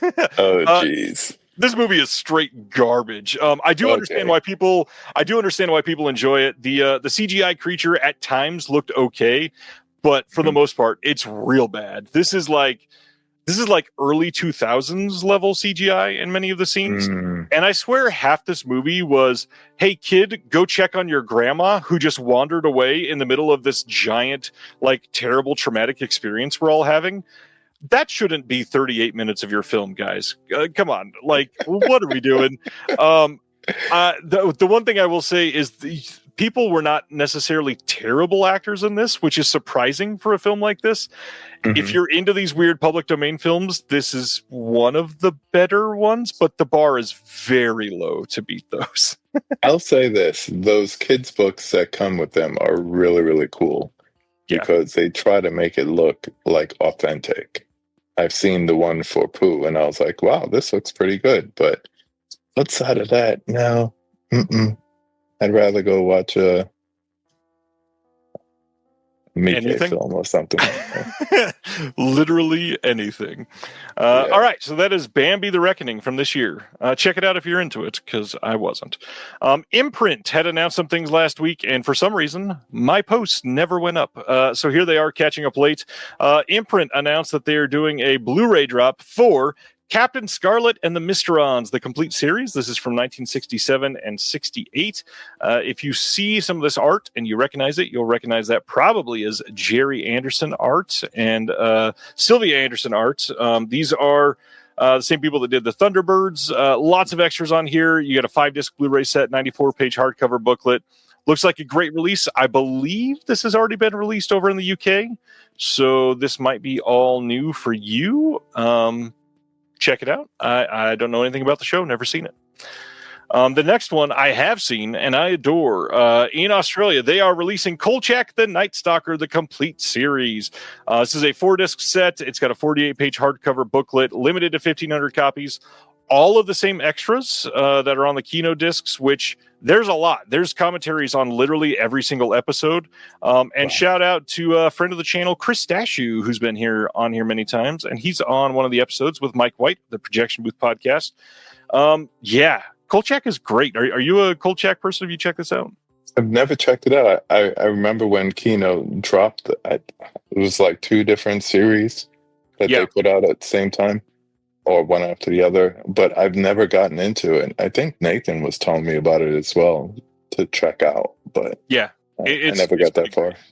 Yeah. And then finally is Department S, the complete series, another one that I had never heard of. This is from 1968-69. What is a British show? 7-disc Blu-ray set with a 228-page hardcover booklet. Jesus. Oh, wow. Bunch of new extras on this, tons of new commentaries, a lot of people that were involved in stuff related to this, or ITC, which is a British production company. Kim Newman's on a handful of these. Some names that you recognize. Good looking set. If you know Department S, check it out. One that was kind of timely. This is really funny. November 18th, Kino is putting out a Blu-ray of I'm George Lucas, a Connor Ratliff story from 2024. This is a documentary about a stand-up comedian named Connor Ratliff who is performing as George Lucas in his cult comedy act, The George Lucas Talk Show. This is a co-host with Griffin Newman, who is a part of one of the biggest podcasts out there, Blank Check podcast. Funny enough, Disconnected got name dropped in one of the more recent Blank Check Patreon episodes. So shout out Blank Check. This is primarily going to be a big deal because this is 30 commentaries for the exact same documentary. They got everybody associated with this, a whole bunch of guests that have been on the show, literally 30 different commentaries, and then a whole second disc of all kinds of extras, 8 extended interviews, Alamo Drafthouse intro and Q&A, 2019 Star Wars Day full show with a bunch of people you'll recognize the names of, and a booklet. This, if you are a fan of Blank Check podcast or Connor Ratliff or Star Wars or George Lucas, this is probably up your alley. But again, 30 commentaries. Dear God. Why didn't they just combine them? Like, remember how I'm thinking back, like, I think it was like The Silence of the Lamb, the MGM DVD, and they had like all the different people, the actors, Jonathan Demme, and they just kept coming in at different points in the movie with their, partial commentary. I could imagine that for even 6 or 10 people. For 30 though, that's kind of crazy. That's a lot of commentaries. Yep. That's a lot, yeah. But that is funny if you haven't checked it out. Brendan says, hey, but ain't nobody got time for that. Yeah, I would love to find out if like super fans are listening to all 30 commentaries. By 27, you're like, I'm done. By 27, by like 4. All right, another title that we got some dueling releases for. October 13th, Beautiful. Over in the UK, we are getting a 4K steelbook of Jacob's Ladder from Studio Canal. This is part of their cult classics line. This is, of course, the beautiful Tim Robbins film that is depressing as hell about the Vietnam War and the horrors that came from it. This is a brand new 4K restoration. It's got a new piece called On the Rungs of Jacob's Ladder, a documentary by Dieter Aluch with Adrian Lyne, Tim Robbins, and Bruce Joel Rubin. That being said, this is also going to be coming out in the U.S. from Lionsgate Limited. This will be announced on September 16th and should be releasing a month or two after that. So if you're in the U.S. and you are keen to check out what they have first, this will undoubtedly still be available. So just wait till September 16th and check it out. But if you're not 4K and you want a different looking Jacob's Ladder release, they're also doing it on Blu-ray on that same day over in the UK. It's got some art cards, but oddly, they are turning to this more and more, where the 4K is a steelbook and then a standard is only on Blu-ray. I hate the practice. I do kind of understand it from a monetary standpoint, but for a film like this should be pretty popular. Yeah. And when I saw that Studio Canal was putting it out, I was waiting for give it a couple months and Criterion will have it. So when Lionsgate Limited got it, I was pleasantly surprised just to have something different. But just like A24, their releases are getting kind of, stuck to just getting it from them, at least for a little while before it goes more public. I wonder if it'll be the same way with this one. Yeah. Paul is saying that Jacob's Ladder is also getting an Aussie 4K. I had not seen that, so thanks for that, Paul. So the licenses are being spread around. Yeah, and it's that time. Just got a 4K restoration, so that makes sense. Music Box Films is releasing When Fall Is Coming on October 7th. I have heard this is a beautiful movie. Would love a chance to see this, and we'll check it out. I haven't heard about it. Yeah. Next up, Yellowstone, the complete series, because everybody's clamoring for this now. November 18th on Blu-ray from Paramount. This is one of those giant, gaudy plastic clamshells with who knows how many discs stacked on the inside. So at this point, if you're really wanting this, and this is one of your favorite shows, you may as well just go buy all of the seasons individually, because this is going to be awful to deal with. Just every time you open it, you got to take a guess on which season this is falling to the ground. And then choose which one to scratch. Oh, wait, never mind. Yeah. It was already scratched. It was already scratched. You're thinking about the DVD. That wasn't scratched. Touche. Together from this year is coming on 4K, Blu-ray, and DVD in the US from Neon and Decal on October 28th. I have not seen some extras on this, but there should be some on here. I think I've heard that there will be a couple, just waiting to find out some confirmation. This one I really enjoyed. What did you think of this one, KB? Well, I was sitting right next to you. So, I know. I'm waiting to hear you say that. That was actually my second time seeing it. So I really enjoyed this. This is probably one of I have a new category now. Horror adjacent, because it wasn't horrific, but it's horror adjacent, and I really enjoyed it. And I think the natural performance from the two of them being a real couple showed on the movie, but it's definitely worth checking out at least once, unless these special features come out and they're gangbusters. But yeah, you definitely need a commentary from the two of them. You want to hear from the two of them. They've been made available for all kind of other marketing and social media stuff. Do a freaking commentary. Also, this might be a little weird to rant about for just a second, but it is very specifically about this movie because you brought it up too. I would love to see somebody go out and license like some of these YouTube clips and interviews for the like press junkets that are happening for many of these movies. I mean, for example, it's not a great movie. Supposedly, I've never seen it. But Madam Web, like there are stories about the press junkets behind Madam Web. Imagine if those things were on the disc. How many more of us would have owned that just to preserve that and say, let's throw this on just as a gag. This is great. Some of them are better than the movie. Right. Especially the Dakota Johnson ones. Yeah. And I can't imagine that you couldn't get, especially from some of these like smaller like TikTok creators, you could definitely get some of them on there. Come on. Okay. So the controversy of the week. I'm talking about this movie. I don't even want it anymore. I know we already talked about this before, but over in the UK, Signature Entertainment is putting out a 4K and Blu-ray of Crocodile Dundee, the Encore cut. Now, here's the funny thing. I'm sorry to everybody that loves it. This movie sucks to begin with. It's not a good movie. I hate this movie. But that being said, it is still being cut, and it being cut means that it is censored. And there's a lot of people that have said this is not censored because it has to be the government and it has to be removed to protect people. That's not the definition of censorship. No. Keeping a piece of this from people is literally the definition of censorship. We should not be supporting censored physical media. I mean, the fact that the scenes are tasteless and don't align with the sensibilities of 2025 doesn't matter. Put that to a side.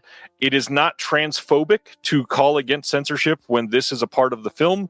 It is not great that the joke sucks and is genuinely transphobic. That being said, that doesn't mean that you should remove it and force people to essentially learn from their mistakes again by reliving it, because the absolute ridiculous of this is we are in a world where right now there are media personnel posting on social media that people that identify as trans need to be reported to the FBI because they are walking around with mental illness and are a danger to society.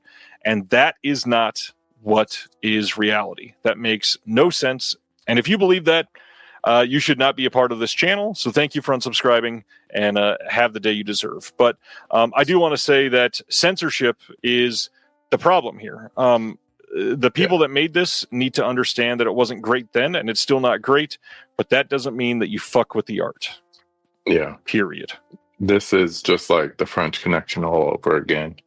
And the fact is, if I have to go back and look at a VHS tape from 87 to get the actual version that, you can't give me in 25, come on. That's ridiculous. Yeah, and funny enough, I mean, the ridiculous thing going back to the beginning is that this film is already shrouded with that, because the version that most of us have seen is just the U.S. cut, which was already cut down from the Australian cut, which is ridiculous. Yeah, stupid. Anyways, not getting it either way. It doesn't matter. No, so. Even if it was perfect, I would still not buy this release. Not an anime person, so I don't know much about this, but November 25th, Crunchyroll releasing a steelbook, Blu-ray steelbook of Attack on Titan, the final season. I don't personally understand how it's final season, and it's from 2020 to 2023, but I don't understand anime, so good luck with that. I'll have to ask my son. He loves this. I'm the people that I've heard enjoy it, really love it. Oh boy. October 7th from Sony, there's a 4K steelbook and a standard Blu-ray and DVD being released of I Know What You Did Last Summer. We talked about this before because the steelbook was available. That being said, now we got some extras and a release date info. So we got some outtakes and bloopers coming on here, deleted extended scenes, return to Southport featurette on the cast, making of, and that's it. Did you check this one out? No desire. Well done. But this movie was not good. Yeah, when I got the announcement about the 4K steelbook and the Blu-ray, I was like, this is for somebody. So I just put it in my story. I'm like, I'll eventually watch it, but I still go back to the first one because I think that's where they should have just stopped. Yeah, absolutely. Yeah, Sid knows. Next up is another anime that many people are excited about. This is Devilman Crybaby, the complete series deluxe edition, coming from Shout on December 9th on Blu-ray. This is a deluxe edition with a 160-page art book and the clean opening. Not much else on here, but from what I hear, there's a toss-up between whether there will be a standard edition or not. I've heard that this is great, but I know nothing about it. Me either. A lot of anime tonight. I didn't know there'd be a test. Not a ton, and thankfully, you don't need to write in Japanese on the test, at least. Okay, good. Let's go to 1985 for the next 8 or 10 minutes. We've got lots of releases coming of the Back to the Future trilogy, and for everybody that got up in arms about this today, this is a studio. Studios are around to make money off of their films. This isn't going to be the last release of Back to the Future. That's okay. You're not ever forced to buy it. That being said, November 10th on 4K Steelbook over in the UK, there is a collector's edition coming of all 3 of the films. They are not going to have any new bonus features except for this first one, which has an entirely new disc with bonus features. It's going to have 40 Years Later, reflecting on Back to the Future, Back to Hill Valley, Untold Stories of Back to the Future, and then TCM Classic Film Festival panel and a Mystery in History. That also has all of the previously released bonus content with it. The Huey Lewis music video, all kinds of good stuff. The paper extras that are going to be coming with this, as you can see, it's going to have some replicas here. We've got from the film, we've got Marty's letter to Doc Brown from Lou's Cafe, Save the Clock Tower flyer, newspaper articles from 1955, Hill Valley High tardy slip, and even more. And then for the second of the films, the one main thing that I want from this is the Jaws 12 poster, because that's incredible. We've got a original theatrical art together with a whole host of replica props that include the Jaws 19 poster, Sparks Almanac, receipt from the Blast from the Past store, hoverboard design art cards, newspaper articles from 2015, and much more. And by the way, all 3 of these for the UK are housed in one of these like hard box slip cases with the steelbook on the inside. And then for the third one, Again, it's no new extras on this one, but they do have Doc Brown's Western Union letter to Marty from 1885, clock tower photo, DeLorean blueprints, and design art cards, poster featuring the complete timeline for all 3 films, and more. And then there's a bonus disc diving you deeper into the making of the whole trilogy, but that's an old disc. That's okay. Lots of stuff coming on. Pounds? How many pounds you figure? Each one is about 50 pounds. Which version do you have?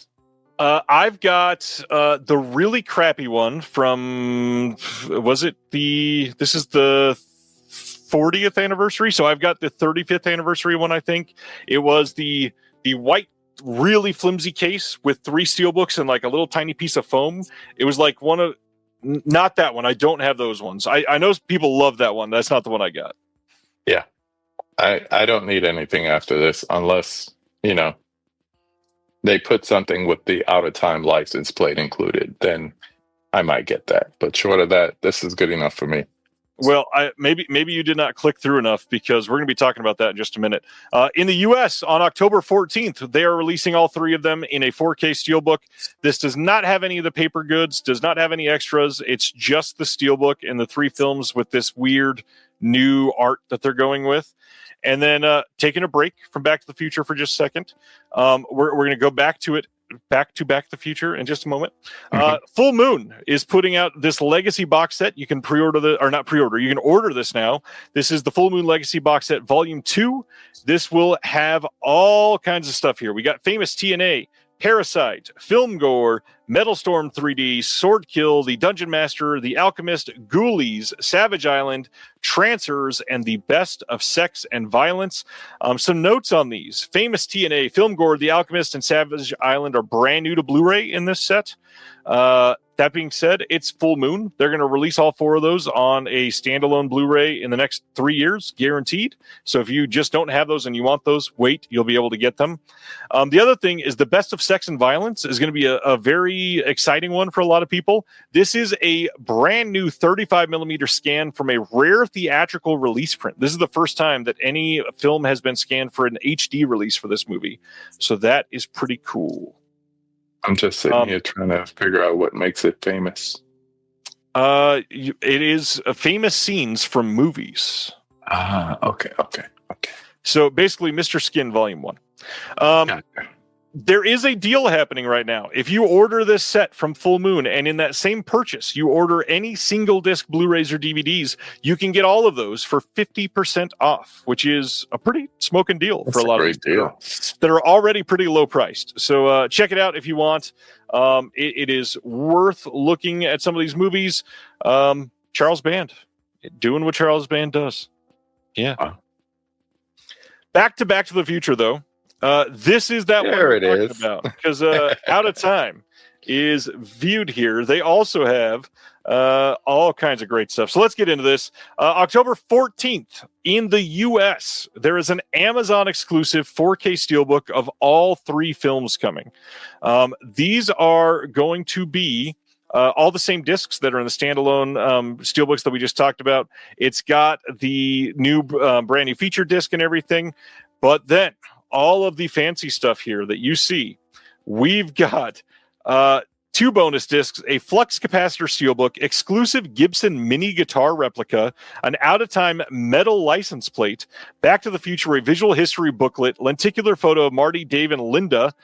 We've got replicas from the Universal Archives, numbered certificate of authenticity, and a bunch of the other paper extras that we just talked about on the UK stuff. That is so much. Yeah. Normally, like art cards and all that does nothing for me, but I just picture lenticular card, like as you like turn it, you'll see his brother and sister disappearing. Yep. That's kind of cool. It's a really fun release, I think. That being said, I just said that the other 3 were £50 each. This is up for pre-order right now for $150. That's a lot of money for 3 films, but again, if this is your favorite trilogy, which for a lot of people, it is your favorite trilogy ever. Yep. This looks to be a pretty definitive release of the movies. I don't need to upgrade. I kind of wish I did, because that last set sucks. This looks great. Nah, I'm good with these. It's like I dropped close to 100 when this first came out. I'm good. Yeah, I'm good. a lot. Not another 150 in it. Also, there is this standard edition of all three Back to the Futures with the new 4K set and all that, with mostly original artwork. They are altered ever so slightly. The big thing here is there's no paper extras. It's just the discs. You do get that exclusive extras disc that we just talked about. Now, this is available for pre-order for $50. Now, here's the thing. After the recent re-release of Jaws on 4K, and the only difference was that extra disc, so you see like Peacock putting out this extra on their channel. Probably not all of them, considering they could probably do like the 40 years later reflecting back thing. Yeah, that's what I'm thinking of. But probably, it's a full disc worth of stuff. Probably not everything. Yeah. Yeah, but it's cool. This is a good way to supplement. If you've already got one of the other things and you're like, hey, I just want something to house the 4Ks easily, or you don't have it and you just want a cheap entry into the series, this is $45-$50. That's a great price for one of the best trilogies of all time. Definitely. All right. Well Go USA on October 28th are putting out a 4K Blu-ray and DVD here in the US of Samurai Fury from 2025. I love that somebody commented, Samurai Fury? Aren't samurais, like, by definition, supposed to not have fury? And yes, that is true. This, if you watch the trailer, this actually looks really great. Very curious to check this out. I just saw my buddy check in, Alex Krieger. It's Alex's birthday. Everybody tell Alex happy birthday. Happy birthday, the August baby. Celebrate. Too many August babies. You all suck. Yeah, you love us all. Too many. That's why it's an expensive month. October 20th, we are getting a 4K Blu-ray and DVD over in the UK from Altitude Film of Project Genesis from 2024. Project Genesis. This is a weird looking trailer. This looks like one of the so bad it's surprisingly interesting movies. There's dinosaurs and actual feathered dinosaurs in this movie. So very curious to see what other like sort of scientific leaning intos that they went into for this. I probably wouldn't buy the disc. I would love to stream this and fall asleep watching it. It looks almost like a kaiju of sort. There is a kaiju in the film. I didn't want to spoil that, but yes, there is. You just did. Check it out. Over in the UK, they are also getting some Criterion releases that we announced recently. They're getting Nightmare Alley 4K on November 3rd. House Party 4K on November 17th. How excited are you about that, KB? I'm excited, very excited, and not to correct your guess from last week, it is not a thing to erase ahead. It was a haircut very popular in the time in the urban communities called a Gumby. So kid is wearing a Gumby haircut, but erase ahead is fine too. I'm just a lynch fiend. I'm sorry. November 24th, they are getting Louis Buñuel's L on 4K. And then on November 24th, they're also getting Hell's Angels on 4K. My current pick for one of the best artworks from Criterion over the last 5 years, because it is beautiful. This and The Aviator would be a good double feature because you get to see how it drove him crazy trying to get this movie made after you watch the movie. So that's true. I need to do that for sure. Going to the next one. Never mind, there's not a next one. Let's talk about what's coming out next week instead. Next week, Lost in Space 4K from Arrow, The Two Jakes 4K from Kino Lorber, Salvador 4K from Shout, the Superman 1 through 4 5 film collection because Warner can't count. Steelbook library set coming back out. Undisputed 4K. I need to pre-order this still. Dang that was a pleasant surprise because I never thought that would come out on any higher format. So I was surprised to see them announce we need a like Wesley Snipes from 89 to 2003 revival right now. Thank you.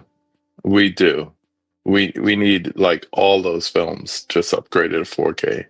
please.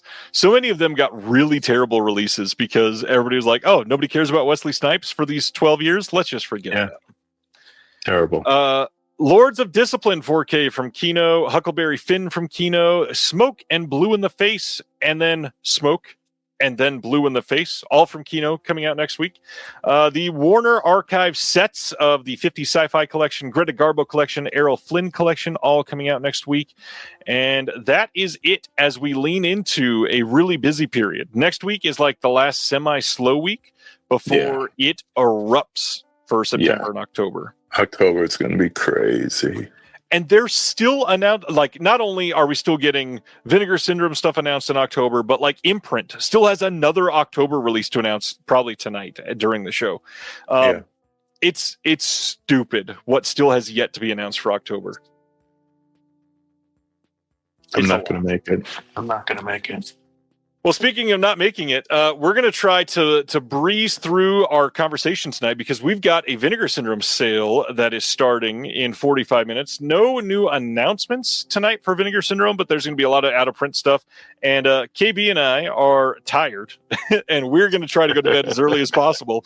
So we're going to go through our conversation and then highlight some Vinegar Syndrome stuff. If I'm still awake, KB's probably going to go to bed, but I'll hang out with you for a little while.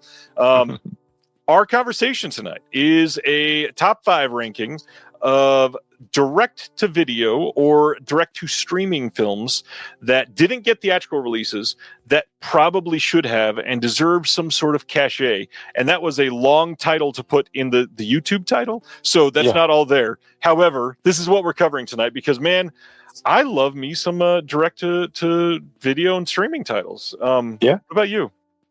I do too. And I see this more as more cinematic love because even within some of the ones I'm going to talk about, there was a limited release. And this was all based off of, like I said, last Friday, went to see Highest to Lowest, an A24 film.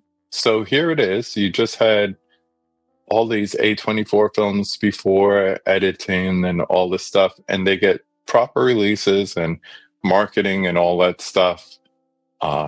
F1 is another example like that. And then all of a sudden, Spike Lee, Denzel Washington, 2 well-known names. You could literally say Spike and Denzel, 5 films. Oh, okay. But it wasn't a race ahead.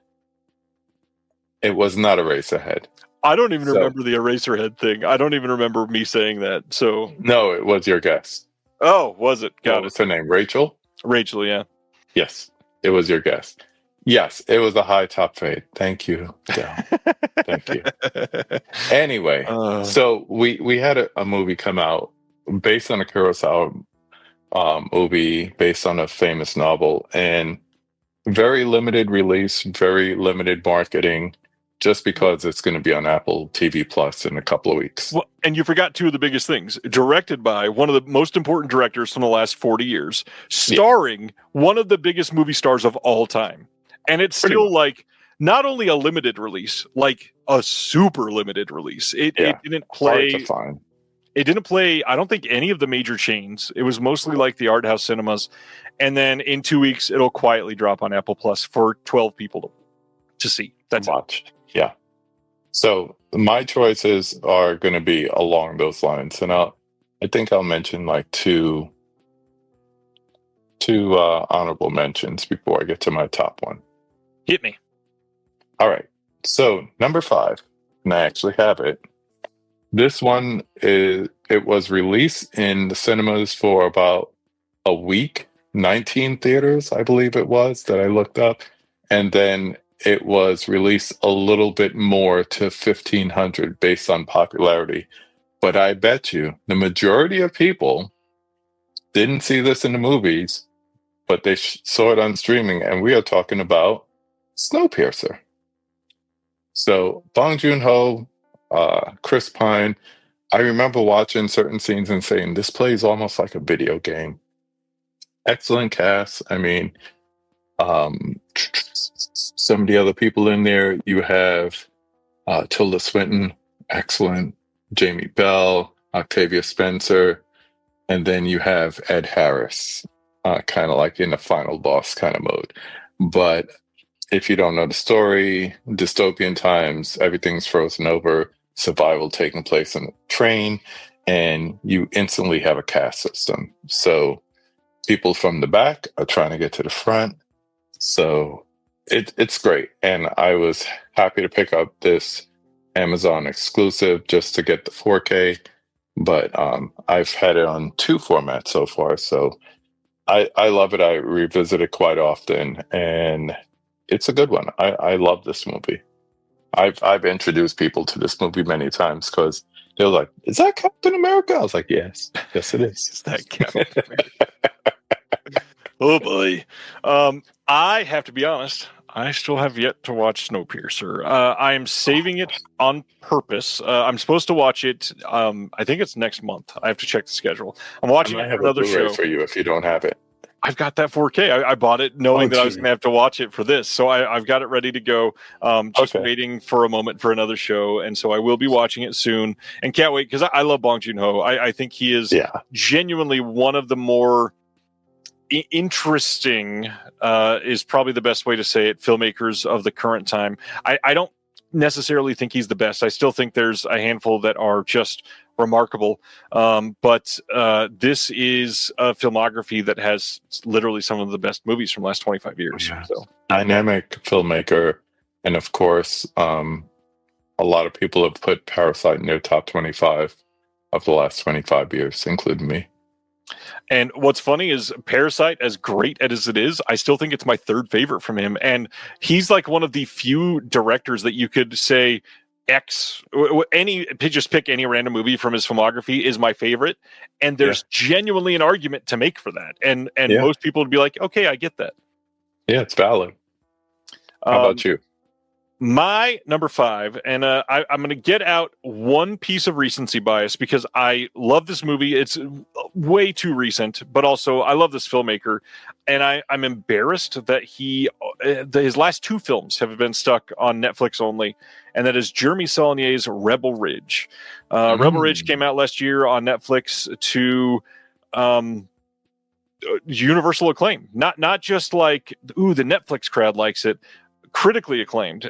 Viewers that watched it, everybody watched it and loved it, and it is a tense movie through and through. And the sad thing is, Rebel Ridge is a movie that it starts 25 seconds into the film and doesn't let up until 25 seconds into the credits. And that sort of movie is electric in a movie theater. This would have been something that you walk out of the theater buzzing.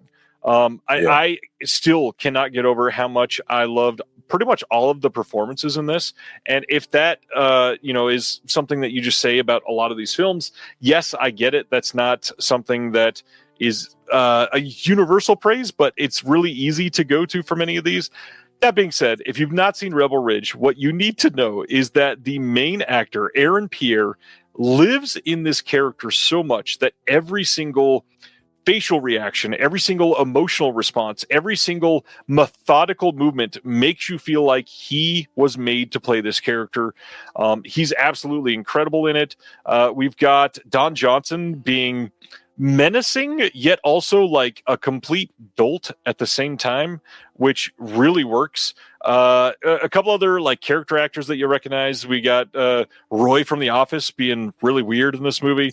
But that being said, Rebel Ridge, fantastic story. One that if it played in the theater, I feel like it's one that they would have not necessarily been like a limited release, but it would have opened to like 5,000 screens in the first week. And then the buzz alone would have probably got that like a triple viewing of that on the next weekend. And it probably would have grown even better because Rebel Ridge is remarkable. It's absolutely incredible.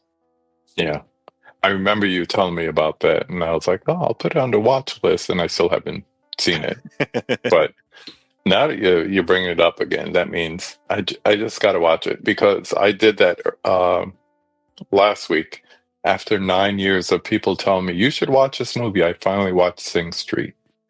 Nice. And I'm glad I didn't make it to the 10-year anniversary and say I still haven't seen this, but pleasant surprise. I really enjoyed that movie. So good. I'm gonna take your advice and watch it. And yeah, Don Johnson has been getting some scuzzy roles lately and doing it well, which is kind of doing it real well. It's like he was born to play those roles, and they're all the same roles. Yeah. Racist, far, weird old far removed from the Crockett days. Yep. Kind of scuzzy there too, but all right, sir. Number 4. I'm pulling an audible and I'm moving my number 3 up to my number 4. Ooh. This was a movie that when I heard it's a sequel, and when I heard that they were bringing it out, it was going to be on Netflix instead of movie theaters, I was kind of like, really? Because the Thanksgiving or 2 before, I saw it in the theaters and a lot of other people did.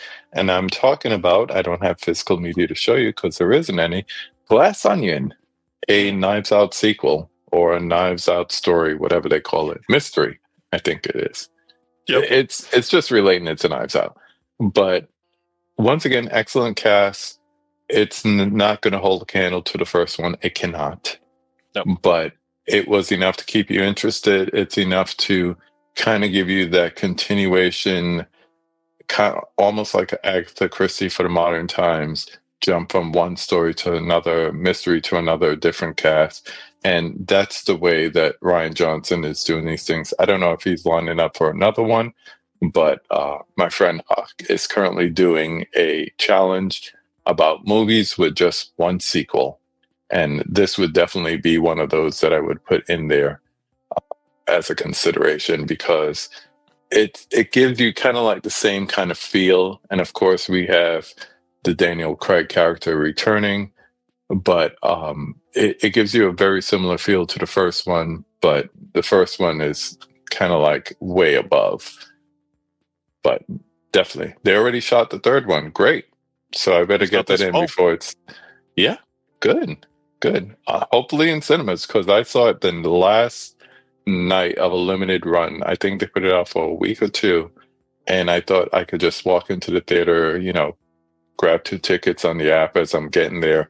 And we had to sit in the second row because the place was full on the last night of a limited release. That definitely needed more cinematic love. Yikes. Yeah, good movie. I agree with everything. Obviously not the first. It's not going to be the first because that first movie was lightning in a bottle. That being said, it's great. It's very different. Love the chaotic ending that they went for with this one. Love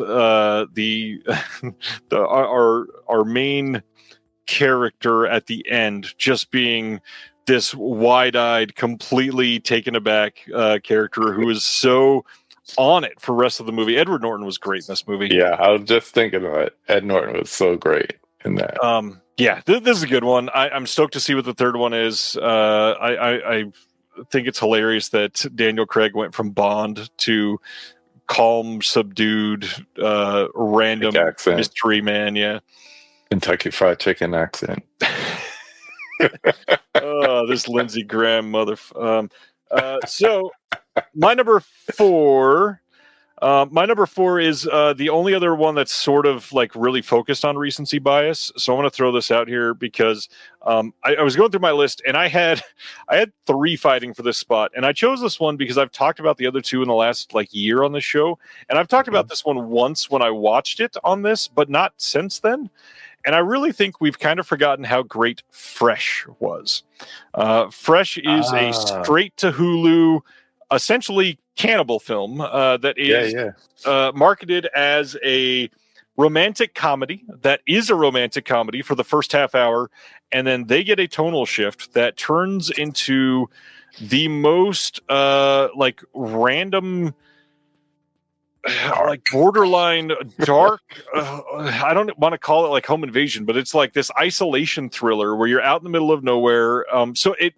Really, that's the thing for me, is it combines The Strangers with the super dark relationship movies and everything about this. What the heck? Eric was saying something about Fresh just a second ago.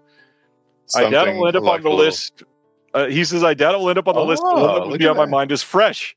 That's incredible. I love that. A Yeah. little bit of Stockholm syndrome in there as well. Oh yeah, especially in the beginning. Yeah. Sebastian Stan is ruthless in this movie. It is absolutely one that if you've not seen Sebastian Stan in anything but Marvel movies, you're not going to be ready for this. He is obviously with the movies that he's done over the last year. You've been able to see that he's an incredible, very well-rounded actor. I mean, to play Trump and then this incredible turn that he did in Fall with that A24 film. Better Man is amazing. Yeah. Anyways, Sebastian Stan is somebody I could gush over for so much, but this movie is just I don't know. It was like I said Better Man. It's a Different Man. That's the title. Different Man. Better Man is the monkey movie. Yes. Different movie from last year. So the only thing that I would say about Fresh is I feel like it had lost its steam for about the last 5 minutes of it. I really wanted a different tonal ending, and it's not necessarily even a bad ending. I just for some reason wanted something just elevated slightly. I really enjoy everything about this movie. Underrated, underseen. I feel like it dropped on Hulu before Hulu kind of became a bigger streaming service, so it got forgotten. Give us a release of Fresh, please. Yeah. And funny you say Fresh and Dell's in there, and not to be confused with the Fresh that he made you watch. True. Fresh with the Winter Soldier and Fresh with Nick Fury are both awesome. Yes. Yes, it is. Good call. Good call.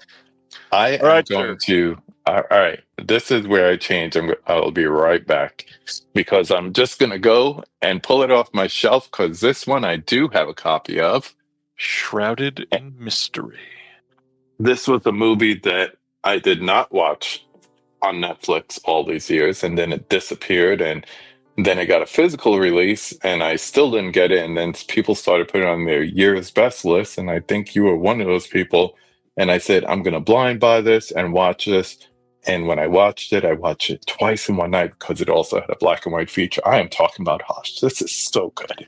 Hell yes. This is so good. I love this movie. In Flanagan we trust once again. Have a good night, brother. Home invasion is my favorite subgenre of horror movies. So this was right up my alley.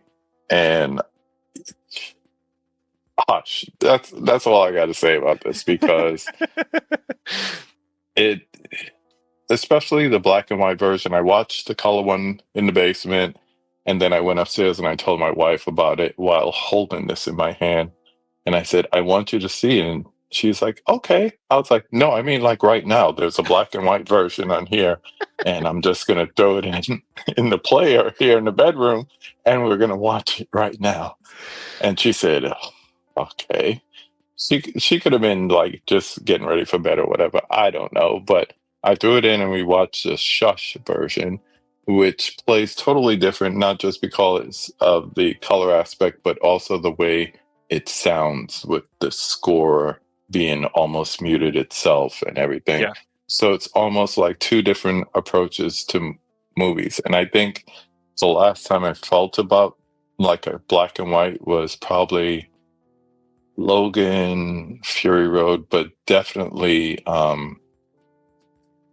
No, Logan, definitely. I was going to also say Parasite, but just how it just shifts the mood of the movie and everything. So, yeah, this definitely one of my favorite, found on Netflix or wherever it was. I didn't even find it there. I just know it as a physical release, but apparently it originated there 10 years ago and people loved it then. So it's definitely true.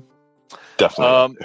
So this one, I did find on Netflix because I was going down a Flanagan rabbit hole, and this is the thing that made me fall in love with Flanagan. I'd seen, I think, one thing prior to this. I can't remember if it was it wasn't Gerald's Game. It was long before that, because it was right after Hush came out. It was the Ouija 2 or whatever, I think, maybe. Still never seen that. It's good. It's Flanagan. It's very good, but it's not. It's not what he's done since then. And so I watched Ouija 2 and I was like, oh yeah, like he's a competent filmmaker. This is good. Oh, he also directed this and it's on Netflix. Put it on and went, oh shit, like this is great. And then it only grew from there, and he kept doing things. And so like checking out Dr. Sleep as it came out and being all hyped for it, checking out all of these miniseries, Hill House, Midnight Mass, everything. All of us, Manor, love it. Yeah. Oculus, that's the one I'm thinking of, not Ouija 2. Thanks, Carlin. Yeah, that's what I said, Oculus. Yeah, it's a great movie. If you still haven't seen Hush, please check it out. It's and physical media collectors, I am not a shill for Scream Factory in any way, but this is a great, what is it, 3-4 disc set? I think it's 4, yeah. Yeah, but definitely great. Both of them on 4K, both of them on Blu-ray. Commentary, picture-in-picture commentaries. Please do more picture-in-picture commentaries, because I think that's great also. I tried pitching one of those recently, by the way. I'm doing my best to get it's not easy in there. Nope. It's not easy from what I hear. But yeah, I also own Oculus. I enjoy that as well. So shout out. Okay, so my number 3 is going to sound like it's a recency bias pick, and I'm really not trying to pick things in reverse order, but that's kind of what it's turning into, except for I'm going to throw you off at the end here. But all of my stuff is past 2000. I'm sorry. I wanted to go back into like 90s DTV stuff, but I just would have talked about Tremors 2 for 45 minutes, and that's not fun. And me with the Lion King 1.5. So yeah, I understand. What? That was great. That was a great follow-up. Very good. Better than Simba's Pride. All right. We're going to do an episode ranking all of the Lion King films, including all the terrible live-action ones. Yes.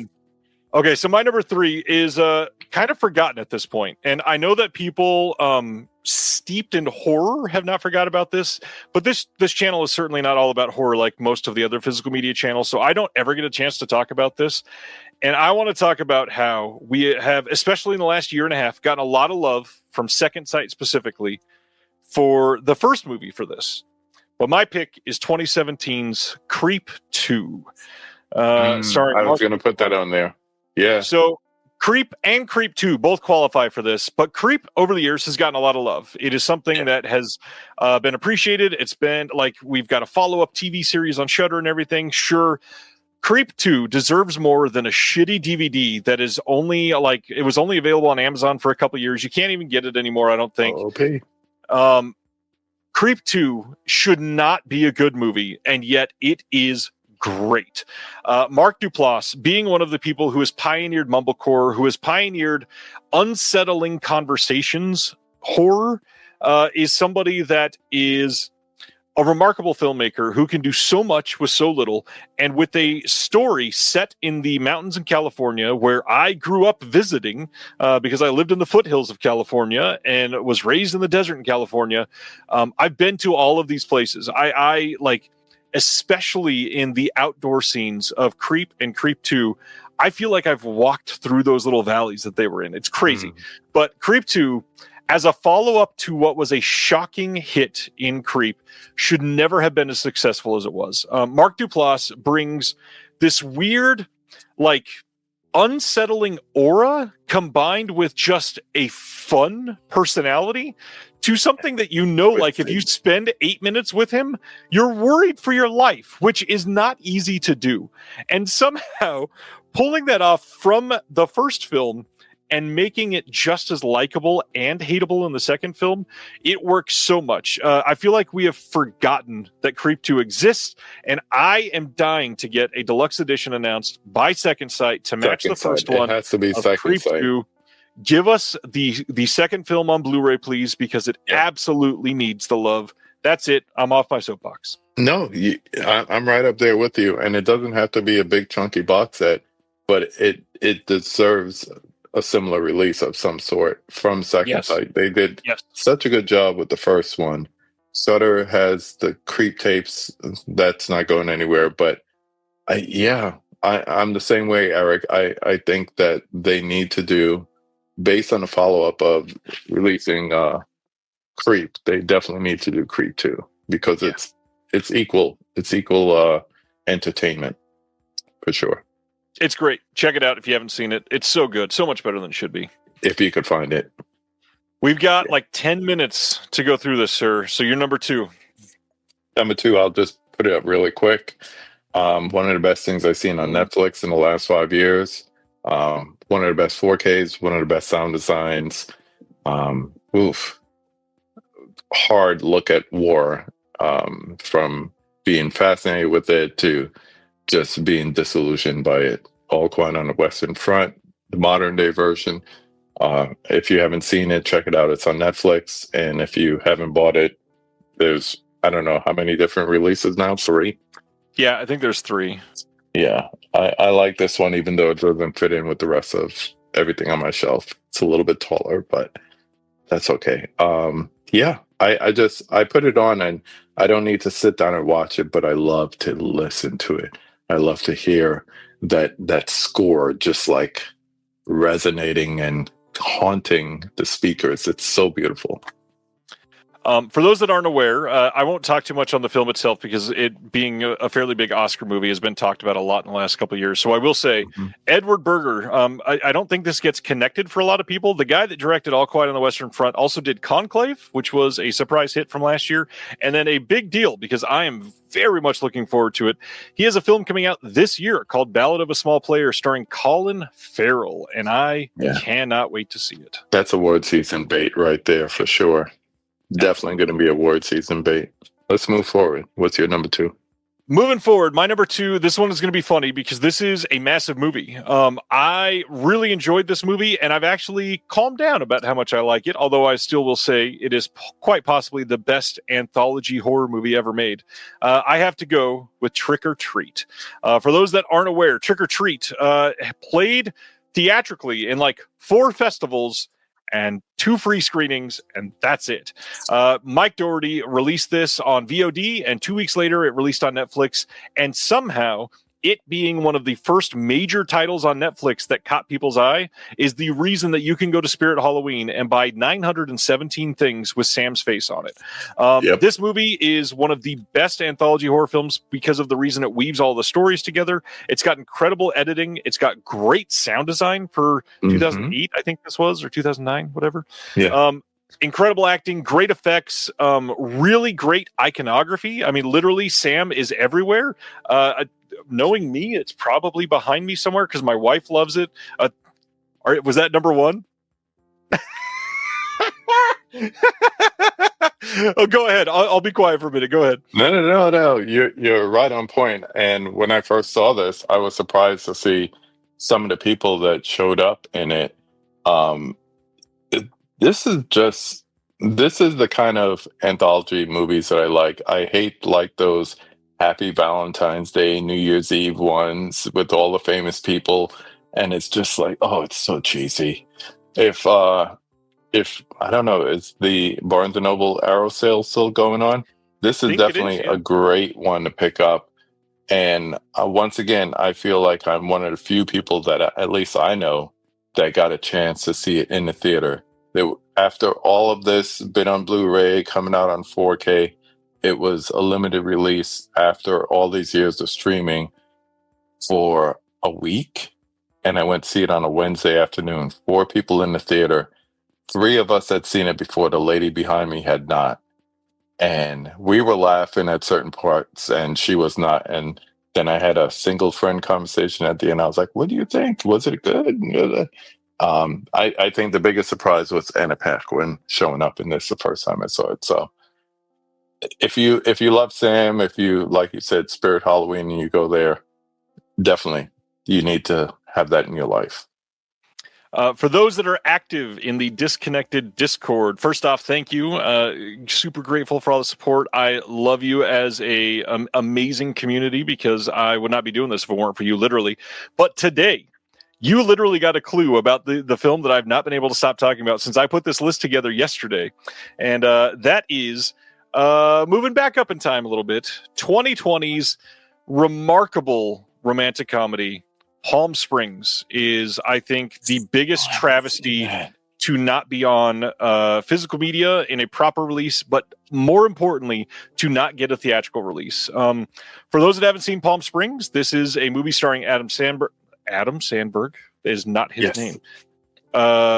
It is Andy Samberg, that's his name, in the male half of this romantic comedy that was dropped during COVID and unfortunately did not do well because of that. But he stars alongside Christian Milotti, who's now huge because of all of the Penguin stuff. J.K. Simmons is in this. Peter Gallagher is in this.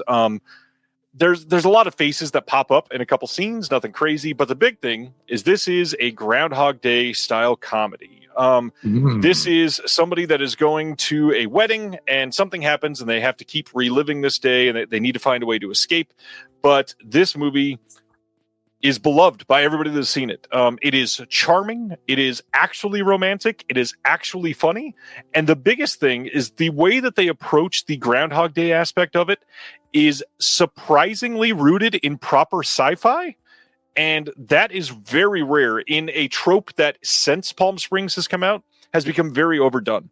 Palm Springs is genuinely one of the best modern love stories I think that have ever come out. And what's funny is it doesn't even feel like a love story for most of it.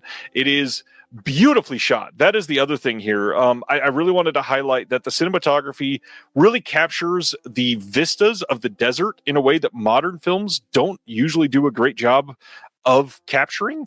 And Vegas, for somebody that grew up 2 hours away from Vegas, went to Vegas quite a few times, there is a lot of stuff that if you were never in the desert is beautiful. If you live in the desert, you hate it. And somehow being gone by the time that I watched this for 7 years, seeing the way that they captured the scenery in this, it made me like really dive back into the days where I used to go hunting in silver mines in the mountains in California. And it's just a starkly colorful movie, which is really weird in a very brown set scenery.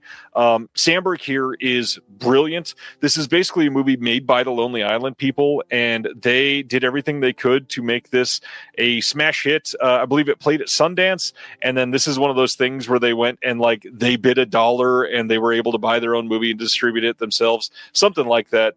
But Palm Springs, genuinely a lost and forgotten gem that was dropped on Hulu even earlier than Fresh, which means hardly nobody saw it, and it is still languishing. No physical media. I, of course, have had a bootleg for like 4 years because it's one of my favorite movies of all time.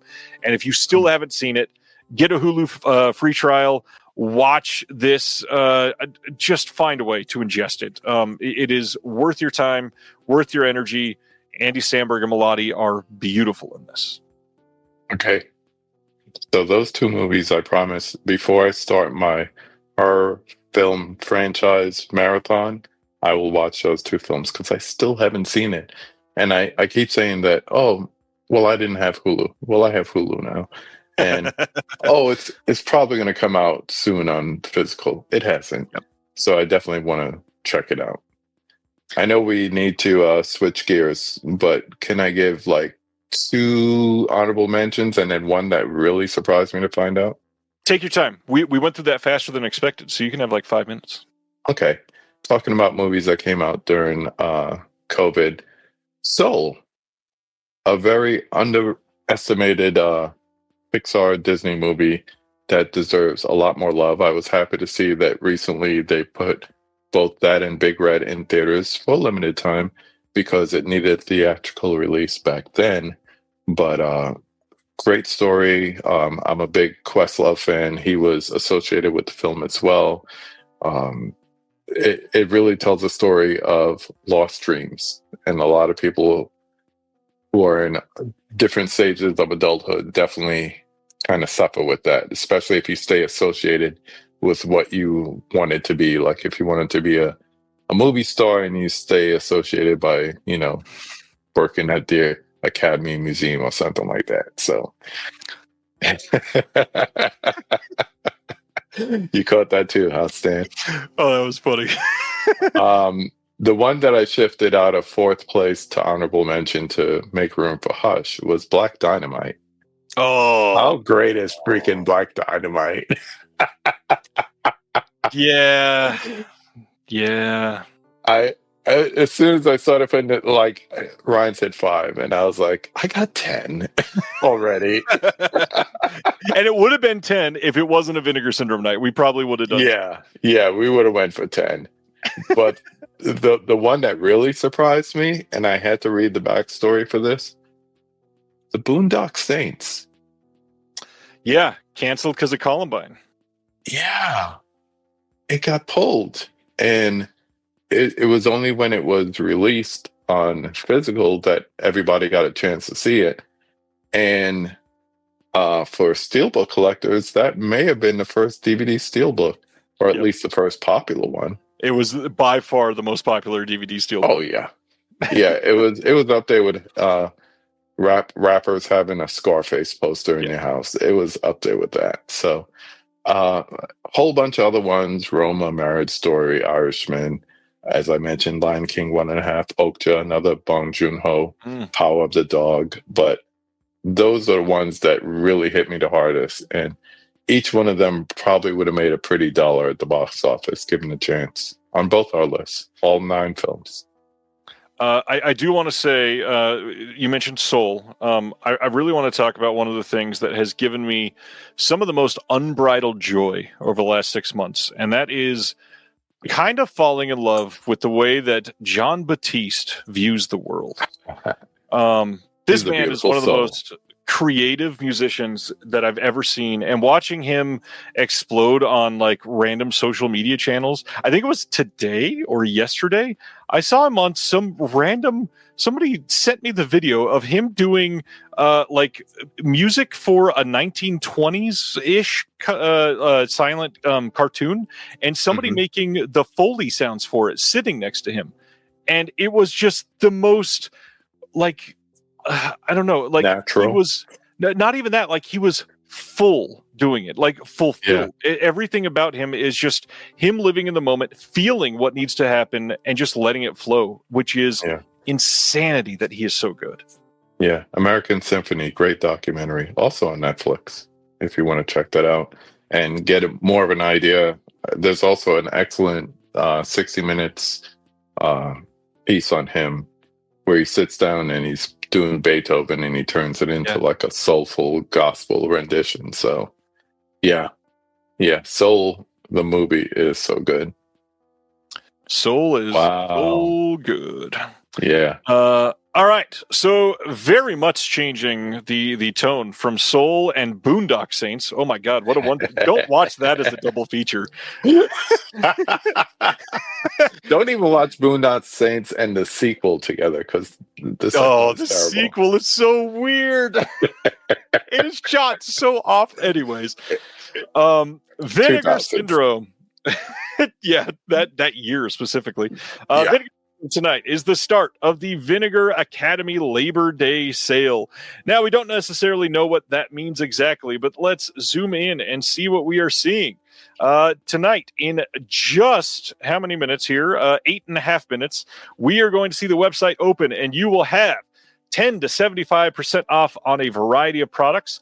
Hundreds of Vinegar Syndrome via sublabel and partner label out of print titles dropping daily. There's going to be a Vinegar Syndrome MC, the rewards program punch card campaign to earn 1,500 bonus points. New releases and merch dropping on September 1st, which is early next week. There will be 3 Vinegar Syndrome titles, a VSL, a VSA, a Cinematograph, a Distrib-Pix, and a brand new sublabel, which we know is a pink film line.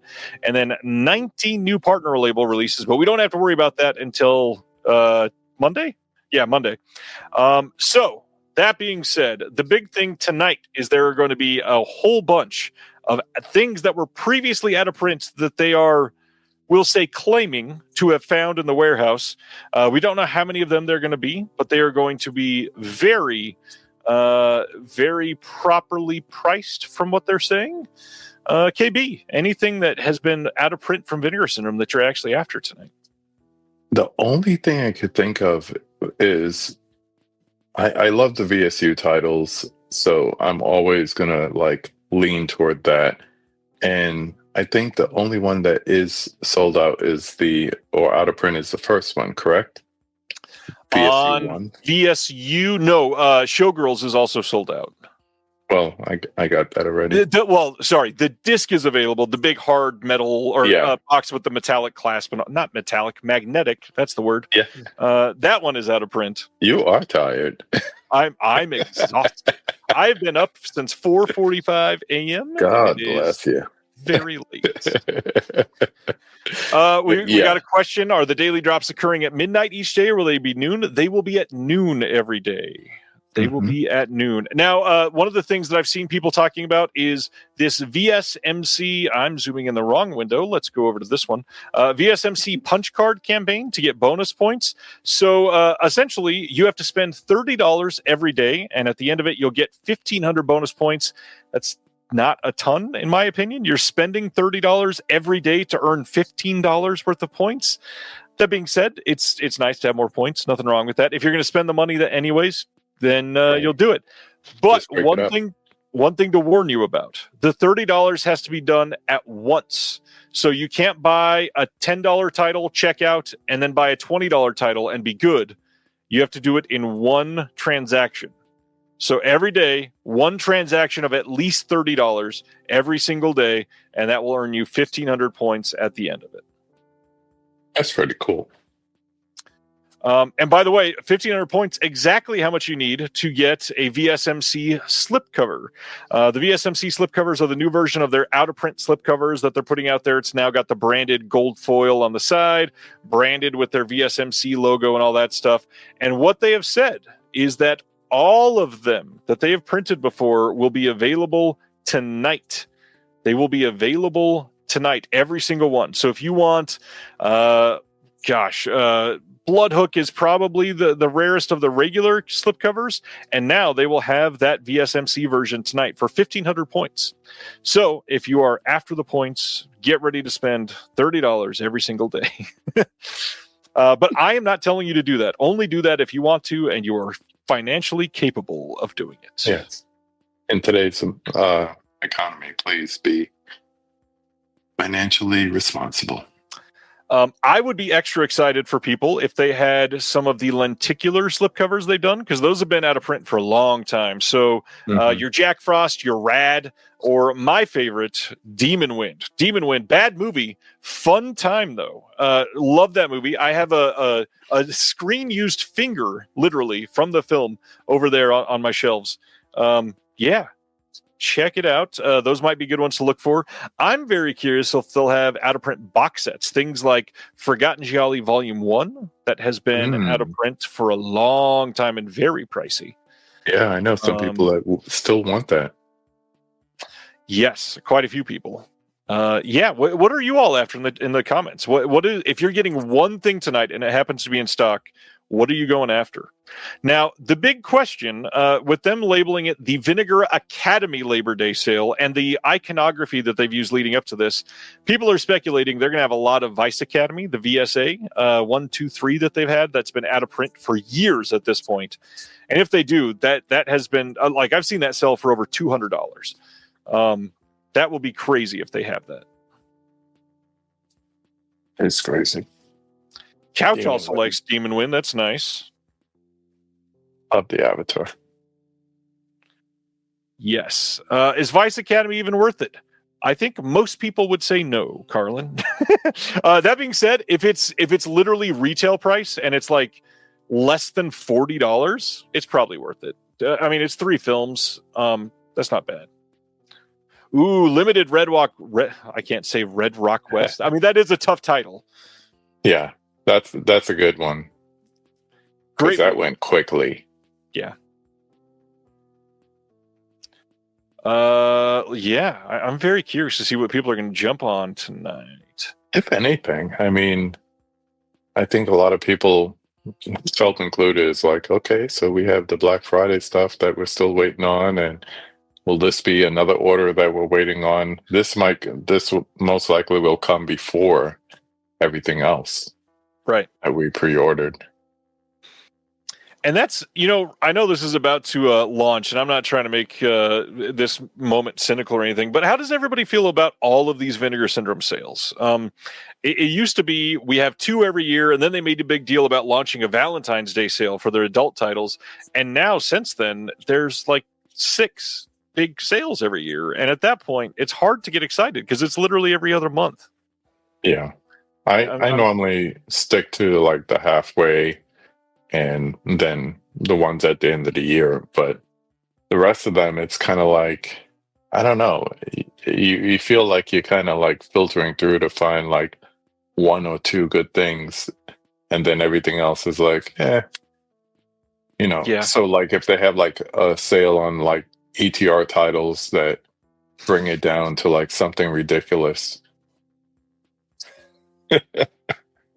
Is he talking about the Vice Academy titles? No. He's talking about the sales. I was laughing because the ETR media stuff. If they bring those down to like $250, I would still, some of them would still not recommend that you buy them. Yeah. I like the documentary ones like Final Nation and all that stuff. Those are fun. But it's not fun at a retail price. It's good when the same thing. It's better when you could catch it on a good deal. So it's a matter of like just going through and finding the ones that are like at that price. Yeah. Less than a minute away. Yes, sir. I'll be refreshing starting in about 10 seconds. Everybody just stop and let me refresh. It'll go really slow. Normally, it doesn't open all that soon, but I think it was last November, or maybe it was May even.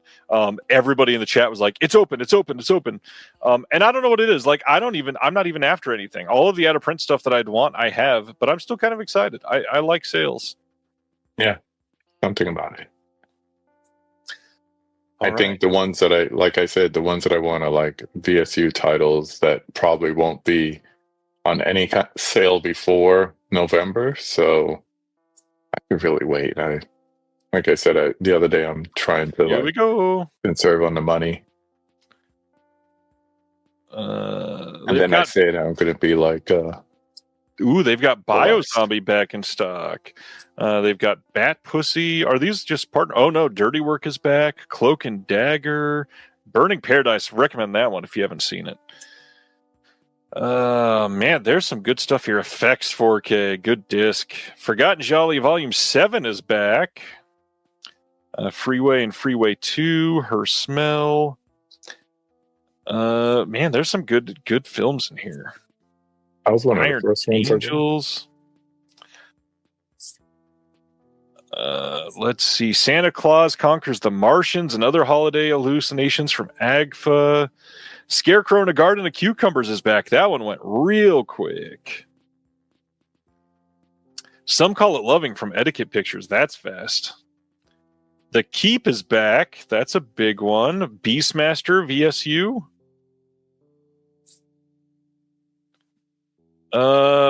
If anybody got Vice Academy or something, if it was there, tell me. I bet that's one that they'll hold and release later. Oh, that's just the frequently asked questions, darn it. All right, so this is their homepage. Anything new here? Well, I see that Dirty Work one that was out of print is back with the hairy cover. Yes, sir. Your favorite, right? Yeah. I want that on my shelf. Her Smell was probably one of the first ones that I got. There is a brand new Vice Academy 1 through 6 VSA available, and they have shown it. Wow. The Keep, a lot of people wanted that before the other release came out. $35 is a good price. Oh, this is a big deal. So VSA had previously released Vice Academy 1 through 3, and it looks like they've also got 4 through 6, which was somehow believed to have been locked with Culture Shock releasing. But now we know that they've got all 6 in a box set, and this is a big deal. That's pretty cool. Good God, that's going to be a fun release.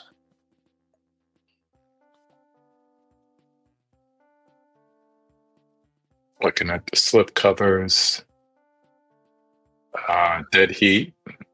That's back. Dead Heat is good. There's Blood Hook.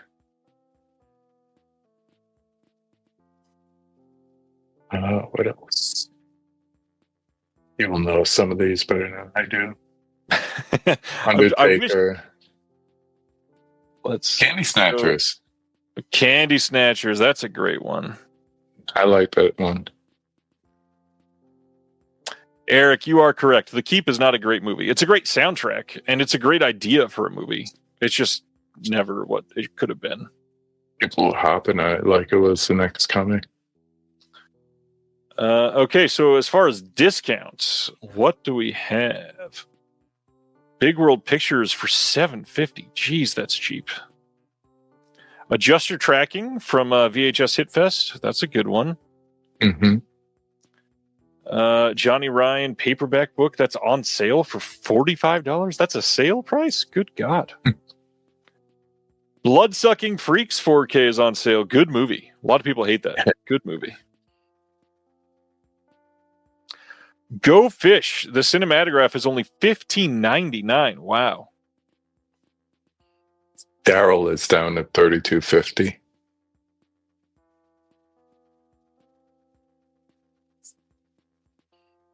Slash from Frankenstein's 40, still kind of high, but considering it was 80. Right. There you go. Forgotten Jolly, Volume 1, $24. That is just the standard edition, I'm assuming. I'm opening it in another tab. Yeah, no box on that one. Oh, did they, I didn't check. Did they bring Existenz back yet? This is one I've been curious about because this has been not necessarily out of print. Okay, it's still sold out. How is there no standard edition for Existenz? What is going on? That's so odd.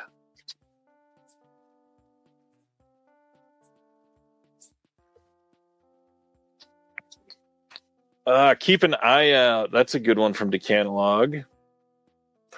Killer Condoms on sale for only $22.49. Nice. I just saw that. Great That movie. That Genuinely movie. great movie. The Mark of names the alone Devil. of the characters. Yes. Yeah. Mark of the Devil is another great one. Yes, that was good. I watched that. No Resistance. Definitely recommend this one. SOV from 94 from Saturn's Core.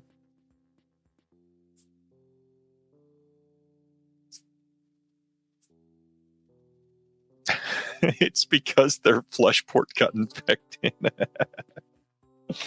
Oh. I don't know how much of a deal that is, but the vinyl for the Sadness is Ooh. $33. Nice. Starvaker is there. Terminal Island is only $19.99. Great movie. Genuinely great movie. More teas than I expected. Candy Snatcher Standard down to $13.19. Love that movie.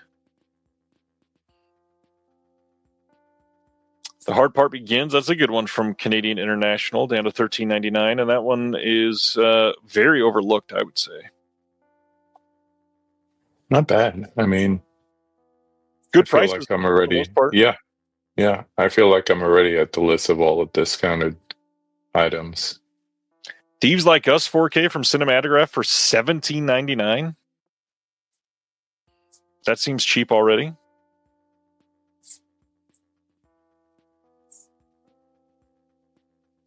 Lots of shirts are back.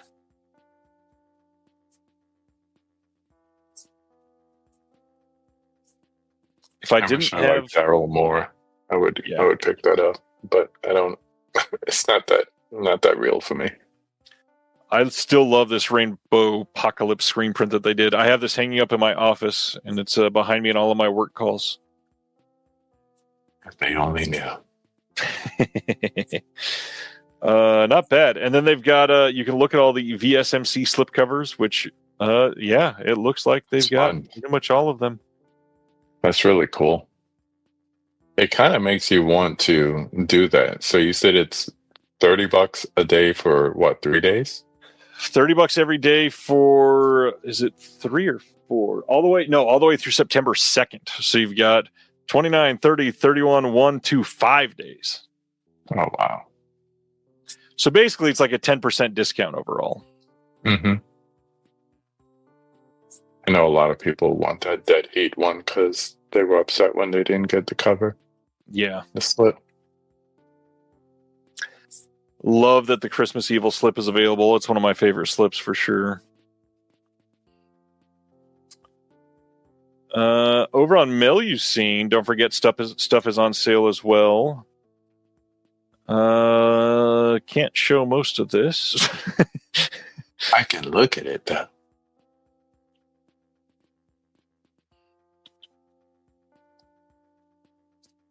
The Tale of Tiffany Lust, the Melusine release, is $21.49. That's a 4K. That's pretty good. Last Tango in Paris is down to $37.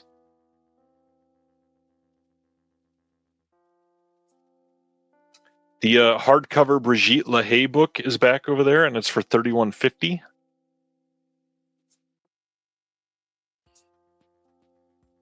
All right, back to Vinegar Syndrome. Yeah, you're a little limited. It's yours. Vice Academy 1 through 6, huh? How's everybody feel about that? I think this is a very big deal, actually. Vice Academy 1 through 6 is a box set that people have wanted for a long time. I'm going to go through the small pictures in case there's any nudity. Mm-hmm. Smart man. For those that don't know, what is Vice Academy? So, Vice Academy 1 through 6. Let's see. This says, from their debut in the late 80s, Rick Sloan's Vice Academy movies were a runaway hit for a full decade. Between regular airplay on late-night cable TV and popularity at the video store, the series relied upon broad and camp comedy, a rotating stable of B-movie starlets and inspired riffs on pop culture and hit movies of the day. Alongside Sloan's regular cast and crew, the series includes lead roles by Linnea Quigley, Ginger Lynn Allen, Elizabeth Kaitan, and Raylan Salman. Finally nabbed from their original negatives by VSA. All 6 saucy entries have been booked and await indictment. Yeah, this is really fun. This is a great looking release. And it's in a full box set? It's a full 1 through 6 box set through VSA, and they've got the hard like VHS style case that they do on their VSA releases. And it's camp to the max of like 80s and 90s, big hair, crime capers. Yeah, lots of fun. Oh, God, that looks really good in that screenshot.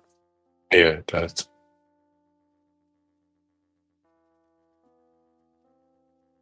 Wow, that looks quite good restored. For many people, this is genuinely like a dream come true release. So I'm stoked for people.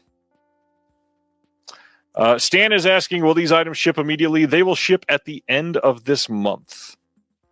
Or end of September. Sorry, not August.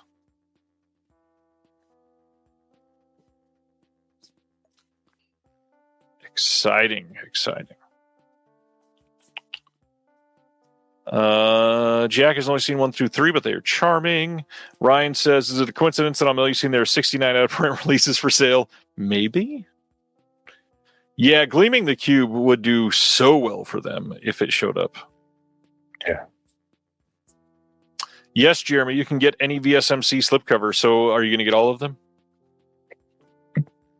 Danny got Vice Academy. Nice. The transfers for Vice Academy 4 through 6 are terrible. I'm very excited to them finally looking good. And 4 and 5 looked way better than I expected there. Because, 4 through 6 have always looked pretty bad. Shanghai Triad for $21, says Patty Boy. Nice.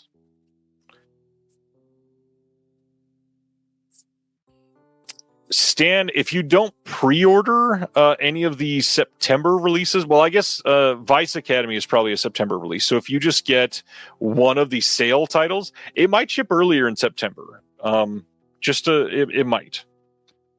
Not entirely sure. But yeah, don't forget, out-of-print stuff will be dropping every single day at noon. And so you've got stuff that you can come back for every single day. Yeah. And considering, going back to Vice Academy, that the original one with 1 to 3 was $44.98, and for a penny more, you could get all 6 right now, and it is in stock. If that's your cup of tea, go for it. That's not bad. Have a good night, Colton. Terry just picked Night Train to Terror, then got Miss Magnificent out of print from Melusine. Thank me for the blue upgrade before the end of the year. Ooh, nice. Yeah.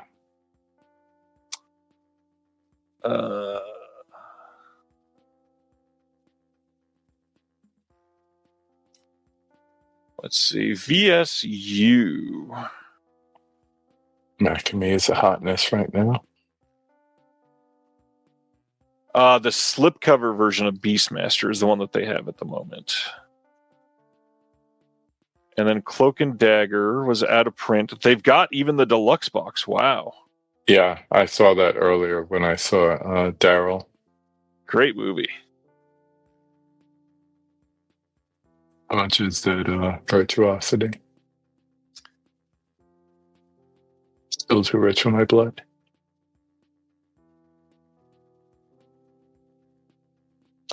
I have Virtuosity. I have skipped Congo, Golden Child, and Mac and Me. I will definitely not be buying Mac and Me. I may go after Golden Child and Congo eventually. Yeah. If I get Golden Child, it'll be the standard, not the full box set. Yeah, $50 for that is a lot. Yeah, it's not the greatest Eddie Murphy movie. And I'm not a fan of the new slip of Showgirls. I much prefer the original. Oh, really? I love this new slip, and I hated the original. Maybe because it was a tie to like original poster art and all that stuff. Yeah. I'm trying to remember what else.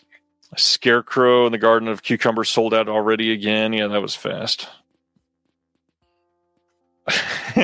Tyler, if I don't get Mac and Me, Paul Rudd will be sad. I mean, he's happy all the time. He deserves a moment of sadness. Yeah. Tell me you'll buy Halloween 6. Yeah, I already own like 3 copies of it. We're good. Oh, Drop Zone. That was the other one. I wanted to see if that went on sale. Drop Zone.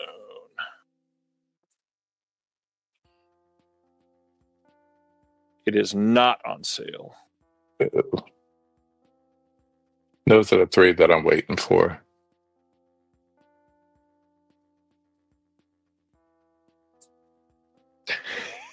Stan, tell us how you really feel. He says Mac and Me is hideous and no sense of irony can overcome that. When I hear people comparing it and saying that's their ET, I was like, you have a bad ET. We have a better ET. So Cloak and Dagger, can't talk. Cloak and Dagger box would be $29. I think that's what I'm seeing, right? Yeah. If I didn't have it already. Oh no, the box is $42.99. The standard is $29. The standard is $30. No, the box is $13 more. It's a fun set. It reminds me of my Atari 2600. I love the packaging on that box. Mm-hmm. That's when I fell in love with the line, was the Cloak and Dagger.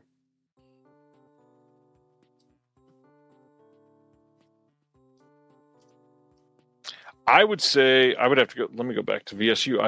I've now stepped away from that page like 4 times. Wait, oh no, it was definitely not the second VSU because there was also Six String Samurai. I think Six String Samurai was second and Cloak and Dagger was third. So I'm not a Beastmaster guy. I don't love it, but I think Cloak and Dagger was the very first like excellent prestige release of this line. Mm-hmm. Yeah. So Six String is the one that's out of print.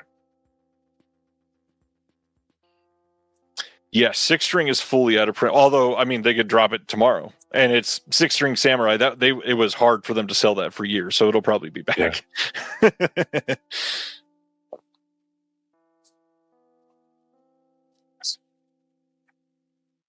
Not bad, decent sale. Yeah, decent prices. Not the greatest. Vice Academy 1 through 6 is a big deal. For a good price, I mean, $45. Yeah, there was a while, if I remember right, let me know, Silent Man. Well, I think Six String Samurai in the hard box was like $10 during one sale. Jeez. Eric says, I'm leaving empty-handed tonight. Nothing I need. Maybe grabbing Vice Academy later. I will be buying that tonight. Yeah. That's the only thing that I saw that interests me. And that's just for like nostalgia of those Purple Ladies movies. I love that era of movie. I love that feeling of that movie. It's kind of like the sex comedy we talked about coming from Severin. Like that moment had so many of those.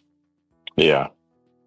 Well, you had stars like Linnea and so forth. So they definitely, it was kind of like, what's the next movie going to be? True.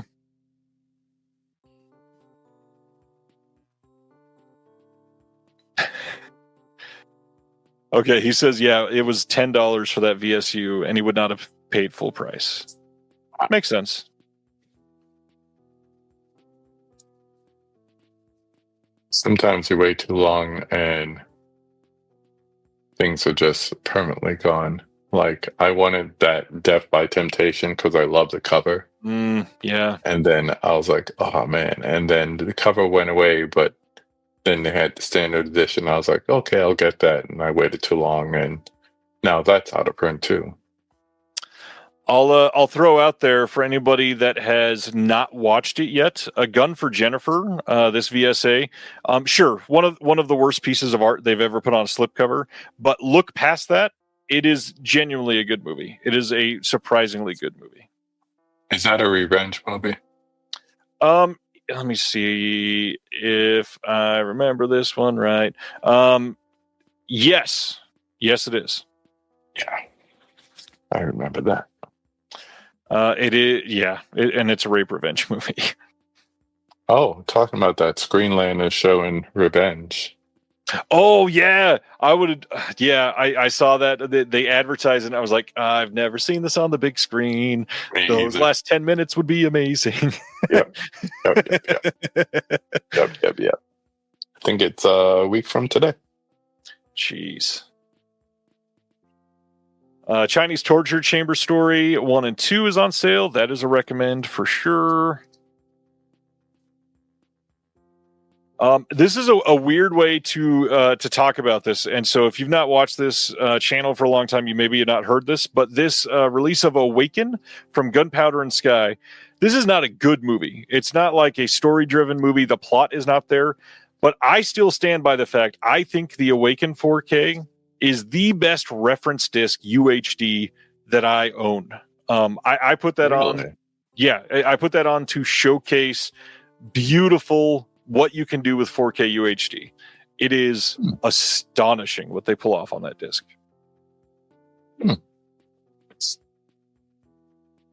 So we're talking visuals here?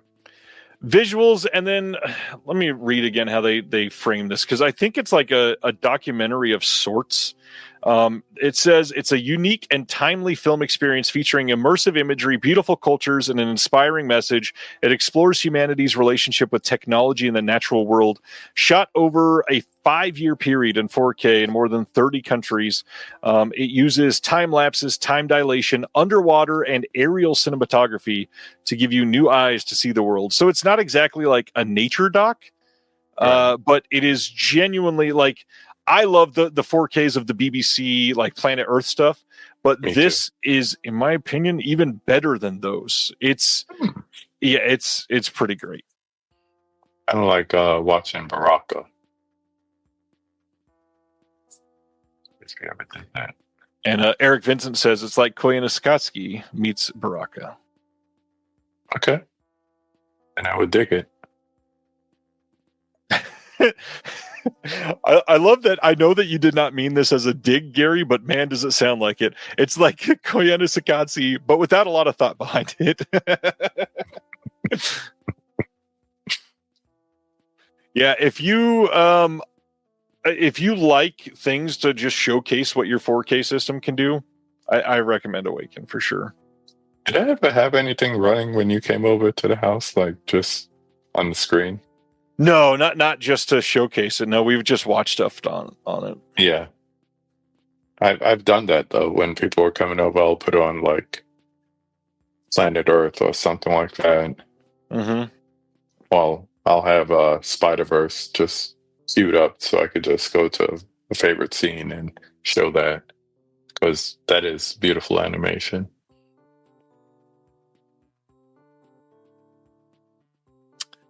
In the Discord, we had Josie just said, if a titles page is missing from the Vinegar Syndrome site, that means it'll likely be a part of the out of print stock that shows up one of these days. So if something has been out of print and you've been after it, check to see if it's listed. If it's not listed in the out of print section, it'll likely show up eventually. Oh, Six String Samurai is not there. I'm not surprised. Mm-hmm.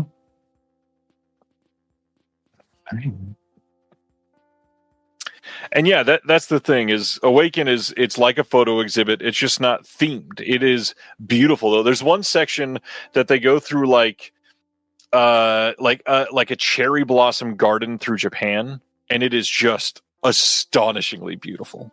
It is so great.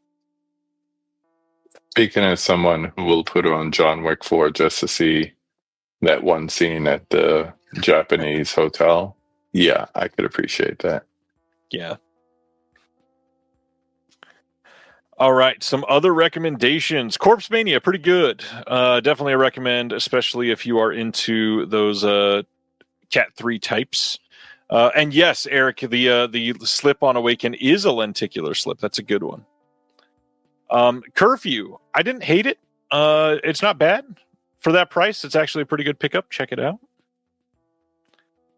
Daniel Isn't Real. This is from Yellow Veil. Like that one quite a bit, actually. Very, very interesting movie. Demonoid. That's all right. It's not my favorite. Dial Code Santa Claus. Is this still with the slip? No, the slip is not here. So they got a whole bunch of this one. Great movie. Everybody should have Dial Code Santa Claus if you don't have it yet. Eat Brains Love. I hate that movie. I'm sorry. That's the same guy that made Idle Hands, and I hate Idle Hands as well. For some reason, his filmmaking just does not work for me. Huh.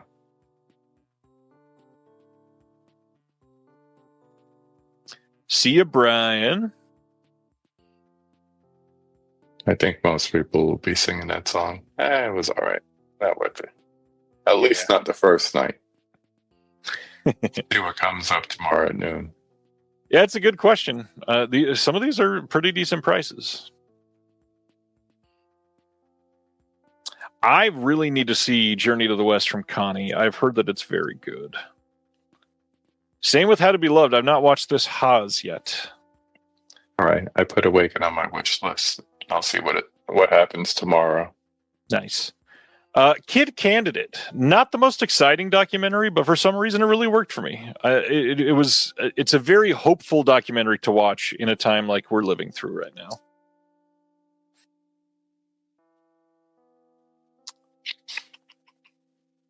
I will recommend Mark of the Devil. Very, very good. Burning Paradise sold out. Yeah, that checks out. Great movie.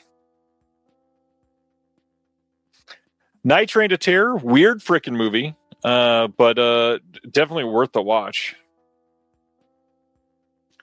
Primal Rage is a fun one. I still can't believe they did that on 4K. It's wild.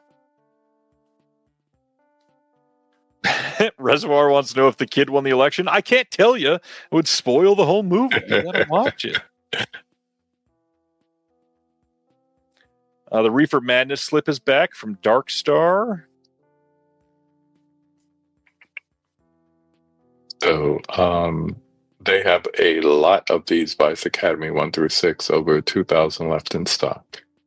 Well, so yeah, they printed on the a fence, ton of them. Yeah, if you're on the fence, you got a little while to wait. It's limited to 6,000. Many, many left.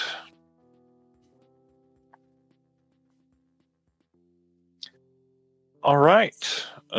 Because it's just a sale and we've gone through most of it. Any final thoughts there, KB? I think we're going to have some pleasant surprises throughout the next couple of days. So if you're like me, load up the app on your phones and just stay tuned.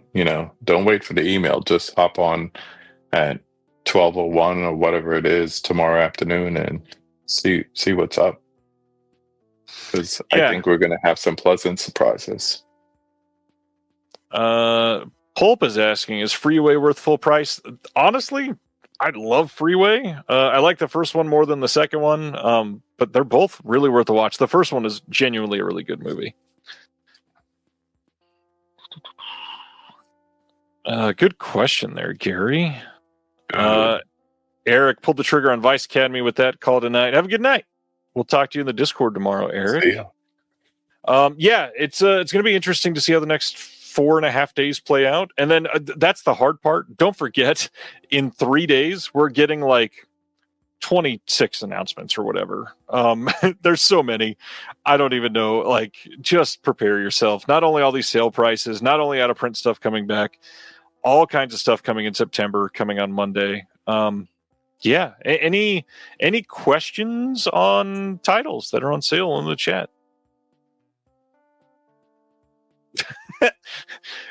Gary, that sounds very healthy. Gary says, I just purchased a bunch of nonsense because I did it so quickly. I don't even remember what it was. Yeah. Next drop won't be until Saturday at noon. I believe that is correct because when you click on the drop down here for the sale, the Friday out of print just takes you to this stuff. So Saturday will be the next one, which when you click on it, it's nothing. So yes, Saturday at noon. And then don't forget that, out of print stuff, sale titles, check them out. Anything else, Mr. KB Loves Movies? Got some conversations coming up in the next couple of weeks, Tuesdays and Wednesday evenings, mostly Tuesdays. And you know what? Last time you were here, the podcast didn't exist yet. You should tell them about that. Oh, yeah. Found out a lot of people were watching my interview series called The Conversation while they were Ubering and DoorDashing and just commuting to and from work. So decided to set up a audio-only podcast. So it consists of exclusive conversations and ones from the past. And we're going to do a couple of roundtables for the spooky season to coincide with my horror franchise movie challenge. So at first I was going to say, let me find like one person whose favorite franchise is Hellraiser. Let's say that's one of the ones I was going to watch. But then you find out a lot of people want to hop in. So I might have like 2 or 3 people. So it might be a few roundtable episodes on the podcast as well. So some you have to go to YouTube for, the others you have to go for the podcast, and some will overlap. Stay tuned. Yeah, it's good stuff you've put out. I mean, not only incredible conversations over the years, but already in the audio stuff. People need to go subscribe if you haven't. As usual, if you are new here and have not heard it, I'll mention the Patreon once and only once tonight.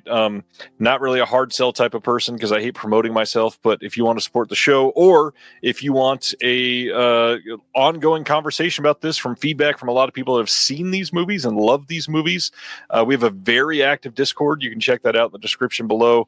On top of that, there's options for other things like exclusive videos, copies of the Physical Media Advocate magazine that I publish, handwritten notes, exclusive merch, lots of other stuff. I'm terrible with promoting myself, but go check it out. We'd love to have you. The Discord is worth it. That's what I'll say. It is.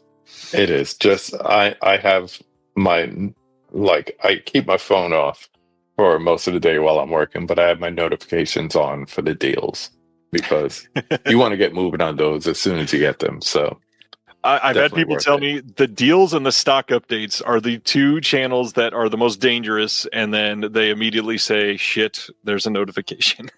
Yep. And the thing is, you want to do it. You want to pull the trigger. It's true. It's a good time of year for that, too. We got lots of sales stuff coming up, so come check it out. That being said, we'll be back next Thursday. And of course, it's Will's week next Thursday. Everybody will want to be here. Yeah, I love you all. Be safe this weekend. Only spend it within your means. You're amazing. And thank you for watching The Disconnected. On the way out, make sure that you are subscribed to the channel, that you've liked the video, and that you've copied the link to be able to share it with someone else that may appreciate this.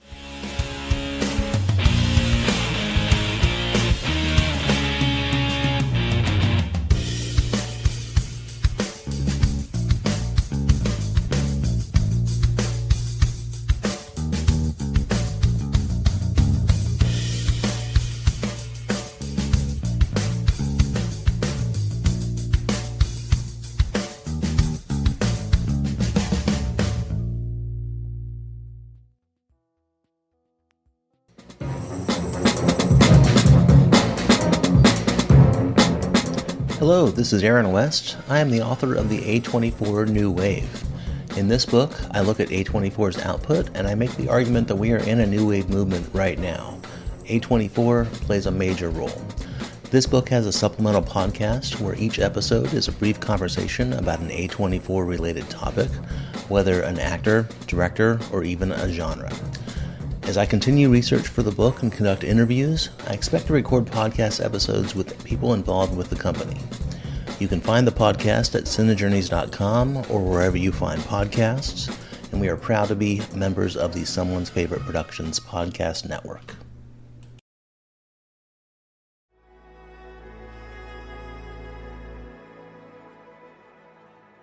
Thank you for listening.